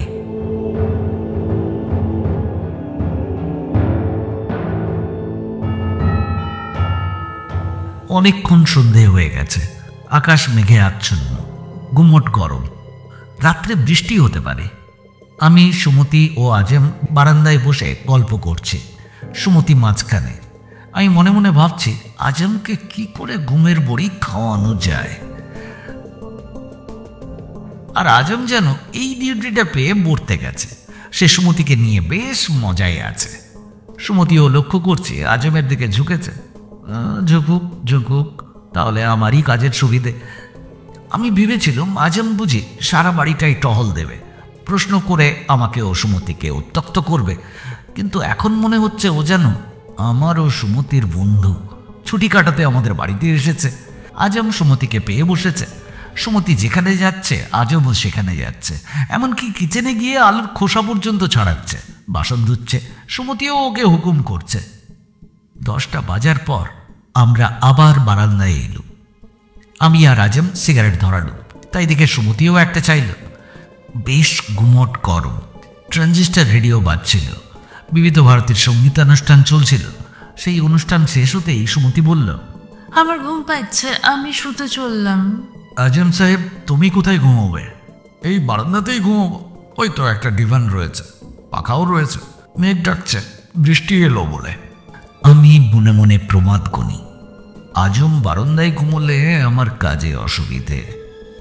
আচ্ছা দেখি তো আজম টোপটা গেলে কিনা। আমি প্রস্তাব করি, আজম একটু হুইস্কি খাবে? ভালো শরবত আছে, তার সঙ্গে মিশিয়ে দিই। খাবে? অন্ধ বলনি, তুমিও খাবে তো? আর সুমতি? হ্যাঁ, আমরা 3 জনেই খাবো। তুমি বসো, আমি তৈরি করে আনছি। 3 গিলাস শরবত তৈরি করে এনে দেখি আজম জামা প্যান্ট খুলে শুধু জাঙ্গিয়া পরে বসে আছে। বলা বাহুল্য, তার গিলাসে একটা ঘুমের বড়ি মিশিয়ে দিয়েছি। 2টো দিলে পরে ওর বা পুলিশের সন্দেহ হতে পারে, এত ঘুম কেন। সুমতির গিলাসে মেশাইনি, কারণ তাকে তো গুলির আওয়াজ শোনাতেই হবে। আর শরবতটা তার ঘরে দিয়ে এলো। সে তখন নাইটি পরে চুল আঁচড়াচ্ছিল। সুমতিকে শরবতের গিলাসটা দিয়ে একটা চুমো খেয়ে বললাম, সাবধান সুমতি, ক্ষুধার্ত বাঘটা কিন্তু ঘুরে বেড়াচ্ছে। বাঘটা তোমার ঘরে আসতেও পারে। অমন বাঘকে আমি ভয় করি না, কি করে বশ করতে হয় জানি, অনেক বাঘের সঙ্গে খেলা করেছি। মনে মনে বলি, তাই খেলো তুমি সুমতি, আমার কাজটা আমি তাহলে নির্বিঘ্নে করতে পারবো। বারান্দায় ফিরে এলুম। অন্ধকারেও আজম উজ্জ্বল, ভীষণ ফর্সা, বোধহয় খানদানি বংশের ছেলে। সিনেমা লাইনে গেলে নাম করতে পারবে। শরবত খাওয়া শেষ হলে আমি বললাম, আজম সাহেব তুমি তাহলে শুয়ে পড়ো, আমি একটু স্নান করে আসি। ঠিক আছে, আমার জন্য ভেবো না।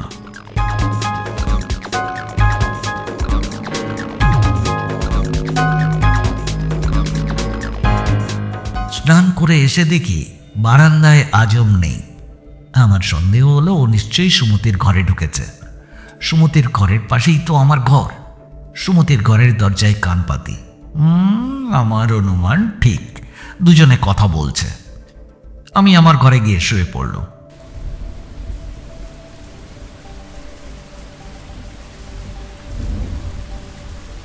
একটু পরে মুষলধারে বৃষ্টি নামল।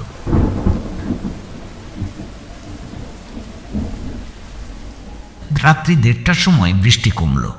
আমিও উঠলাম। আজম কি করছে একবার দেখা দরকার। সুমতির দরজায় টোকা মারলুম, কোনো সাড়া নেই। দরজা ঠেলতেই খুলে গেল। টর্চ জ্বাললুম। আজম ও সুমতি দুজনেই নিরাবরণ, পরস্পরকে জড়িয়ে শুয়ে অকাতরে ঘুমোচ্ছে। আজম ঘুমের বড়ি খেয়েছে আর সুমতি ক্লান্ত, এবং বৃষ্টি হয়ে ঠান্ডাও হয়েছে। ওরা এখন ঘুমোবে, কিন্তু এত ঘুমোলে সুমতি কি গুলির আওয়াজ শুনতে পাবে? আগে আমার কাজটা সেরে আসি, তারপর দেখা যাবে। আমি ডিপ ফ্রিজের কাছে গেলুম।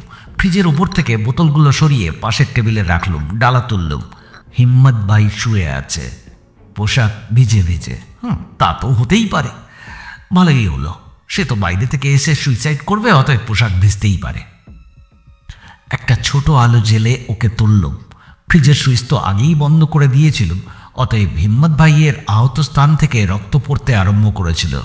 ফ্রিজ থেকে ওকে বার করবার পর লক্ষ্য করলাম ফ্রিজের ভেতরেও কিছু রক্ত পড়েছে, ওইটুকু মুছে নিতে হবে।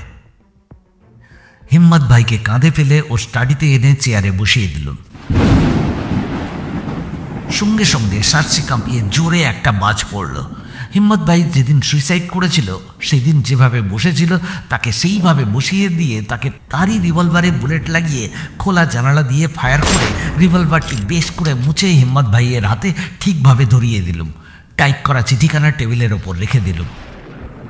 ঘরের বাইরে এসে যখন দাঁড়িয়েছি তখন দেখি দূরে সুমতি দাঁড়িয়ে একটা বড় তোয়ালে দিয়ে দেহ ঢেকেছে। আমাকে দেখে বলল, বাজ পড়ার সঙ্গে সঙ্গে আমার ঘুম ভেঙে গিয়েছিল, তারপরেই যেন গুলির আওয়াজ শুনলাম। কি ব্যাপার? ব্যাপার গুরুতর। বৃষ্টির সময় কখন হিম্মত ভাই এসে তাঁর স্টাডিতে বসে এইমাত্র আত্মহত্যা করলেন, কিন্তু আজম কোথায়? সে জেগে পাহারা দিলে এমন শোচনীয় কাণ্ড হয়তো ঘটতো না। আমি পুলিশকে ফোন করছি। দাঁড়াও, আজম আমার ঘরে ঘুমোচ্ছে, তুমি পুলিশে ফোন করলে বেচারা বিপদে পড়বে। আমি ওকে ডেকে দিচ্ছি। ওর জামা প্যান্ট কোথায়? ওই তো ডিভানের ওপর পড়ে আছে, নিয়ে যাও। একটু পরে আজম কোনো রকমে জামা প্যান্ট পরে ধর্মড়িয়ে ছুটে এলো। ও আর একটু আগে এলে আমি অসুবিধায় পড়তাম, কারণ আমি যখন হিম্মত ভাইকে ডিপ ফ্রিজ থেকে বার করে স্টাডিতে নিয়ে যাচ্ছিলাম সেই সময়ে আমার পাজামায় কয়েক ফোঁটা রক্ত পড়েছিল।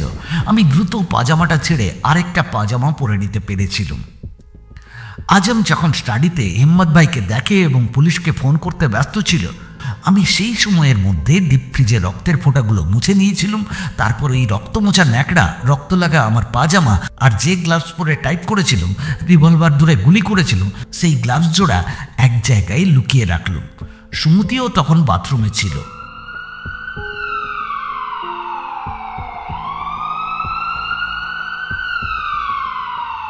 আধ ঘন্টার মধ্যে হেডকোয়ার্টার থেকে লেখরাজ, মগন ভাই, ডাক্তার ও মার্ডার স্কোয়াডের লোকজন ও একখানা অ্যাম্বুলেন্স এসে গেল। তারা সকলে একসঙ্গে কাজ আরম্ভ করে দিল। আমি আর সুমতি একটা সোফায় পাশাপাশি বসে আছি, ওদের কাণ্ড কারখানা দেখছি, শুনছি। পুলিশের মোটামুটি ধারণা আহমেদাবাদ স্যানিটোরিয়ামের পথে যেতে যেতে হিম্মত ভাই ও চন্দ্রা কোনো কারণে ঝগড়া করেছিল। তারপর হিম্মত ভাই চন্দ্রাকে ওই বাংলোয় নিয়ে গিয়ে হত্যা করে পালাবার চেষ্টা করে, কিন্তু সফল না হয়ে বাড়িতে ফিরে এসে আত্মহত্যা করে। পুলিশ আর ঝামেলা বাড়াতে চায় না, এইখানেই কেস বন্ধ করে দিতে চায়।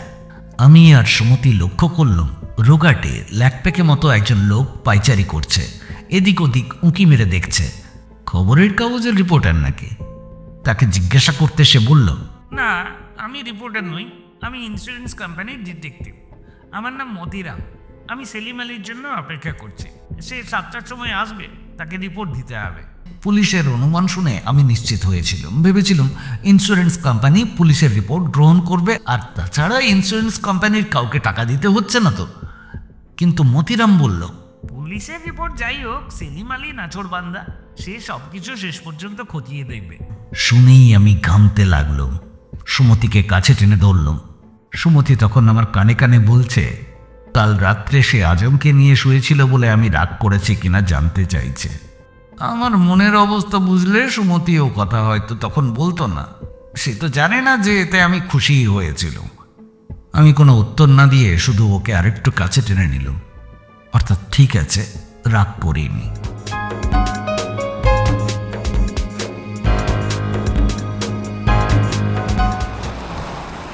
ঠিক 7টার সময় সেলিম আলী এলো। প্রথমে দেখা করলো লেখরাজের সঙ্গে। তাকে জিজ্ঞাসা করলো, তৃতীয় ব্যক্তি অর্থাৎ চন্দ্রার লাভারের খোঁজ পাওয়া গেছে? এ তো ওপেন কেস, আমরা এখানে কেস ক্লোজ করছি। মিছিমিছি থার্ড ম্যান খুঁজে লাভ কি বলুন? বডি মর্গে পাঠিয়ে দিয়েছি, আমরা এখন চলে যাচ্ছি। ওকে? তাই বুঝি? ঠিক আছে, আমি একটু পরে হেডকোয়ার্টারে গিয়ে আমার রিপোর্ট দিচ্ছি। কেউ ইন্স্যুরেন্স কোম্পানিকে ঠকাবার চেষ্টা করছিল, কেন করছিল এবং কী চক্রান্ত করেছিল সেটাও আমাদের খুঁজে বের করা দরকার। ভবিষ্যতে আমাদের সাবধান হতে হবে তো। বাড়িতে একজন মাত্র গার্ড, অর্থাৎ সেই আজমকেই রেখে পুলিশ সদলে চলে গেল। আমাদের সামনেই একটা চেয়ারে বসে পাইপে তামাক ভরতে ভরতে সেলিম আলী বলল, তারপর মতিরাম, বলো তোমার কি রিপোর্ট? আমি তো কাল সন্ধ্যের পর থেকে বাগানে লুকিয়ে বাড়ির ওপর নজর রাখছি, কিন্তু রাত্রে হিম্মত ভাই কোন দিক দিয়ে বাড়ি ঢুকলো? হ্যাঁ, রাত্রি 8টার সময় আজম ভাই বাড়ি ঢুকবার মেন কোলাপসিবল গেটে তালা লাগিয়ে দিয়েছে, পেছনের দরজা ভেতর থেকে বন্ধ। তারপর আমি অনেক সুইসাইড কেস দেখেছি, কিন্তু এত কম রক্ত কোথাও দেখিনি। ডাক্তারও কোনো কারণ বলতে পারলো না। তারপর কোথাও এমনকি রিভলভারেও ফিঙ্গারপ্রিন্ট নেই। যে লোক আত্মহত্যা করতে যাচ্ছে সে টাইপ করে চিঠি লেখে, আর তার চিঠি লেখার দরকারটাই বা কি? আর টাইপ করলেই যদি, তাহলে চিঠির কাগজে বা টাইপরাইটারে কোথাও হিম্মত ভাইয়ের ফিঙ্গারপ্রিন্ট নেই কেন? গ্লাভস পরেছিল, তো সেই গ্লাভস কোথায়? Well done Motiram. আসলে এই জন্যই তোমার উপর এত বেশি নির্ভর করি। পুলিশ বিশ্বাস করছে না, নিশ্চয়ই একজন ওই তৃতীয় ব্যক্তি আছে। মিস্টার চৌধুরী, তুমি কি কাউকে জানো? না, জানি না। মিসেস শাহ তো রেস্তোরাঁ বা ক্লাবে যেতেন, অনেক পুরুষের সঙ্গেই মিশতেন। তার মধ্যে কে তার লাভার ছিল আমার পক্ষে বলা সম্ভব নয়। কেন মিস্টার চৌধুরী? আরে তুমিও তো চন্দ্রার লাভার হতে পারো, অসুবিধে কোথায়? এইসব বড় লোকের বড় কাণ্ড। আমার সঙ্গে মিসেস শাহ ভালো করে কথাই বলতেন না, আমাকে ভাবতেন চাকর বাকর। আমি আমতা আমতা করতে লাগলাম, কিন্তু কথা শেষ করতে পারলাম না। তখন আমার কপাল ঘেমে উঠেছে, রুমাল বার করে মুখ মুছছি। আমার মনে হলো আমি ধরা পড়ে গেছি। ঠিক আছে মিস্টার চৌধুরী, না না না, ঘাবড়াবেন না। আমি এখন পুলিশ হেডকোয়ার্টারে যাচ্ছি। কিছু পয়েন্ট ক্লিয়ার করবার জন্য আপনাকে কিন্তু আবার আমার দরকার হতে পারে। মতিরামকে সঙ্গে নিয়ে সেলিম আলী চলে গেল। আজম তখন বাগানে পাইচারি করছে। ওরা চলে যেতেই সুমতি বলল, আমিও চললাম অসিত, এই বাড়িতে থাকতে আমার আর একদম ভালো লাগছে না। আমি ওর কথার কোনো জবাব দিলাম না। আমি আমার নিজের চিন্তায় মগ্ন। স্পষ্ট বোঝা যাচ্ছে সেলিম আলী ও মতিরাম আমাকেই চক্রান্তকারী রূপে সন্দেহ করে। মনে সাহস এনে বলি, পুলিশ যদি সে কথা আমাকে বলে, তাহলে আমি হিম্মত ভাই সাহের সেই মূল চিঠিখানা দেখিয়ে দেবো। তাতে তিনি স্পষ্টই লিখেছিলেন তিনি আত্মহত্যা করেছেন। আমি যে হিম্মত ভাই বা চন্দ্রাকে হত্যা করেছি, তার কি কোনো সাক্ষী বা প্রমাণ আছে? ঝামেলার দরকার কি? 1 বছরের মাইনে বাবদ টাকাটা ব্যাংকে জমা আছে, সেটা তুলে নিয়ে কোথাও পালিয়ে গেলেই হলো। সুমতি গেছে নিজের ঘরে। আমি একটা সুটকেস, সেই রক্তমাখা ন্যাকড়া ও পাজামা এবং আমার কয়েকখানা জামা কাপড় ভরে পালাবার জন্য প্রস্তুত হলুম। বাগানে আজম নেই। আজ এ বাড়িতে চা ও খাবারের আশা নেই বুঝতে পেরে সে বোধহয় কোথাও চা খেতে গেছে। তবুও আমি পেছনের গেট দিয়ে বাড়ি থেকে বেরিয়ে এলুম।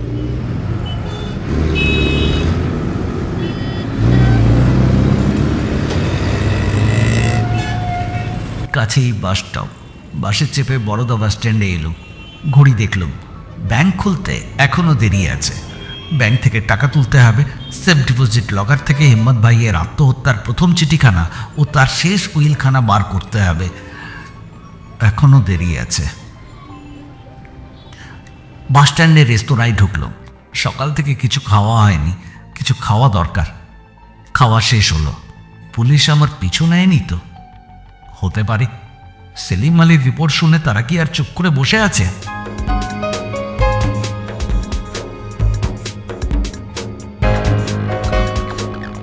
পুলিশ চুপ করে বসেছিল না। আজমকে ওরা ডেকে নিয়ে সাদা পোশাকের 2 জন পুলিশ পাঠিয়েছে।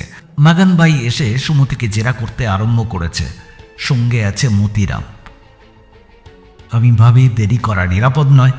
জয়ন্তী ভাইকে একবার ফোন করে দেখা যাক কিছু টাকা দিতে পারবে কিনা। সে সকাল 8টায় অফিস খুলে। ফোন করলাম। প্রীতি পারেক ফোন ধরল। প্রীতি আমার গলা চিনতে পেরে বলল, এই তুমি কি কাণ্ড করেছো? এখানে পুলিশ এসেছিল, জয়ন্তী ভাইকে তোমার বিষয়ে জেরা করছিল। তুমি আগে যেখানে থাকতে জয়ন্তী ভাইকে পুলিশ সেই বাড়িতে নিয়ে গেছে। প্রীতির কাছে আমি আর কিছু ভাঙলাম না। ওর কথা শেষ হতে পরেই ফোন করব বলে লাইন ছেড়ে দিলাম। পকেটে আছে মাত্র গোটা 30 টাকা। সুমতি হয়তো আমাকে সাহায্য করতে পারে, তাকে একবার ফোন করে দেখি। ফোন করলাম, কিন্তু সুমতি লাইন ধরেনি। একজন মোটা ও কর্কশ গলায় কথা বলছে। কে কথা বলছে? কি চাই? শুনেই আমি রিসিভার নামিয়ে রাখি। সর্বনাশ! পুলিশ সব দিক ছেয়ে ফেলেছে। তাহলে তারা কি আর ব্যাংকের ওপর নজর রাখছে না? তবুও ঝুঁকি আমাকে নিতেই হবে। ব্যাংক খোলার সময়ও হয়ে এসেছে। বাসে করে যেতে কিছু সময় লাগবে। বাস স্ট্যান্ডে সুটকেসটা জমা রেখে রেল স্টেশনের সামনে বাস স্টপ থেকে বাসে উঠলাম। ব্যাংকের দরজায় পৌঁছবার আগে পুলিশের একটা কালো গাড়ি প্রায় আমার পাশে এসে থামল। একজন জোয়ান কনস্টেবল নেমে এসে আমাকে বলল, চলুন মিস্টার চৌধুরী, আমাদের সঙ্গে চলুন। মিস্টার লেখরাজ আপনাকে হেডকোয়ার্টারে নিয়ে যেতে বলেছেন। আসুন, গাড়িতে উঠুন। আমি গাড়িতে ওঠার সঙ্গে সঙ্গে আরেকজনও গাড়িতে উঠল। তার হাতে আমার সেই সুটকেস।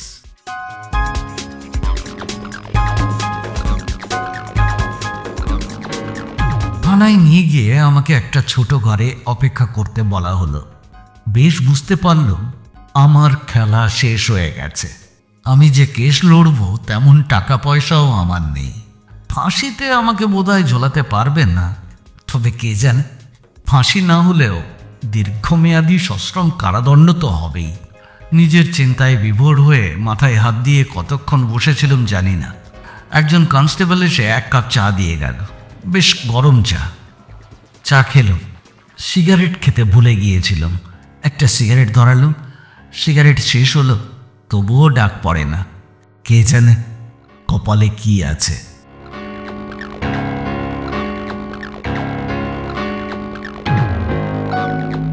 অবশেষে ডাক পড়ল।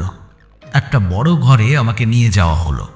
ঘরে ঢুকে দেখি একটা ওভাল টেবিলের ওধারে বসে আছে পুলিশ কমিশনার লেখরাজ, সেলিম আলী, মতিরাম, মগন ভাই, সুমতি এবং জয়ন্তী ভাই।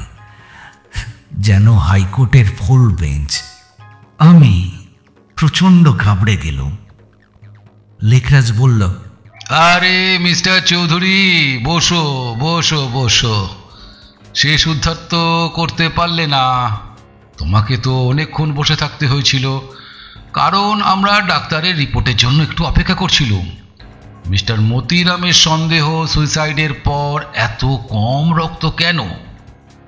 আবার ডাক্তার বলছে হিমত ভাই কাল রাত্রে মরেনি, মরেছে অনেক রাত্রি আগে। ভীষণ সমস্যা, বুঝলে, ভীষণ ভীষণ সমস্যা। সঙ্গে সঙ্গে ফরেন্সিক ডাক্তারকে তো তলব করা হলো।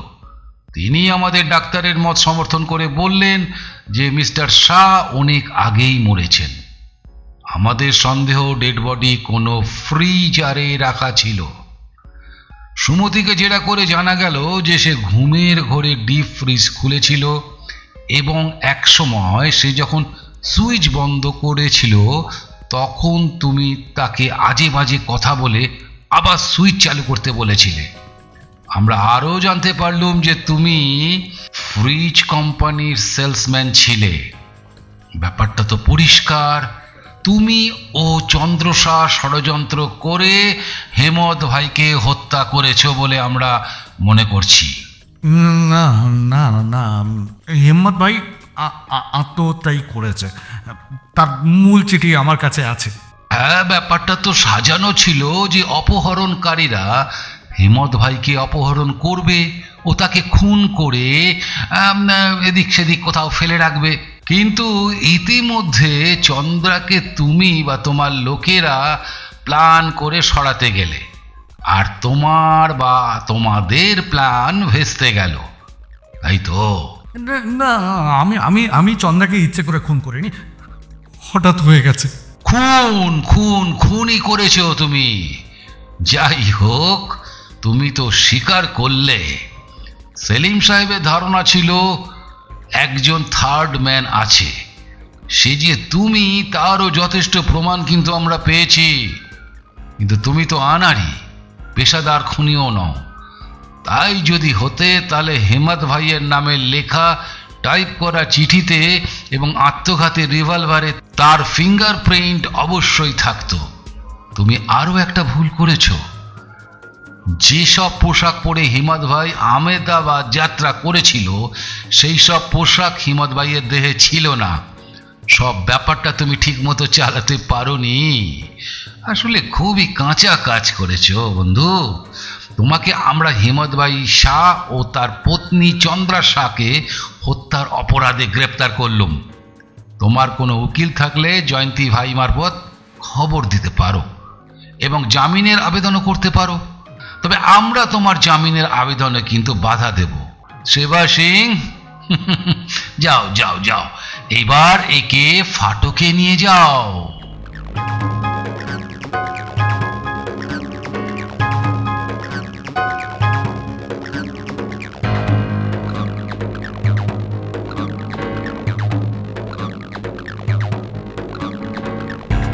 তৃতীয় ও অন্তিম পর্ব ডিপ ফ্রিজের রহস্য এখানেই শেষ হলো।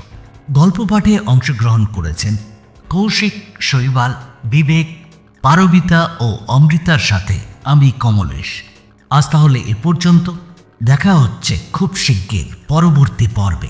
সবাই ভালো থাকবেন, সুস্থ থাকবেন আর শুনতে থাকবেন রেনবো মিডিয়া স্টুডিও। নমস্কার।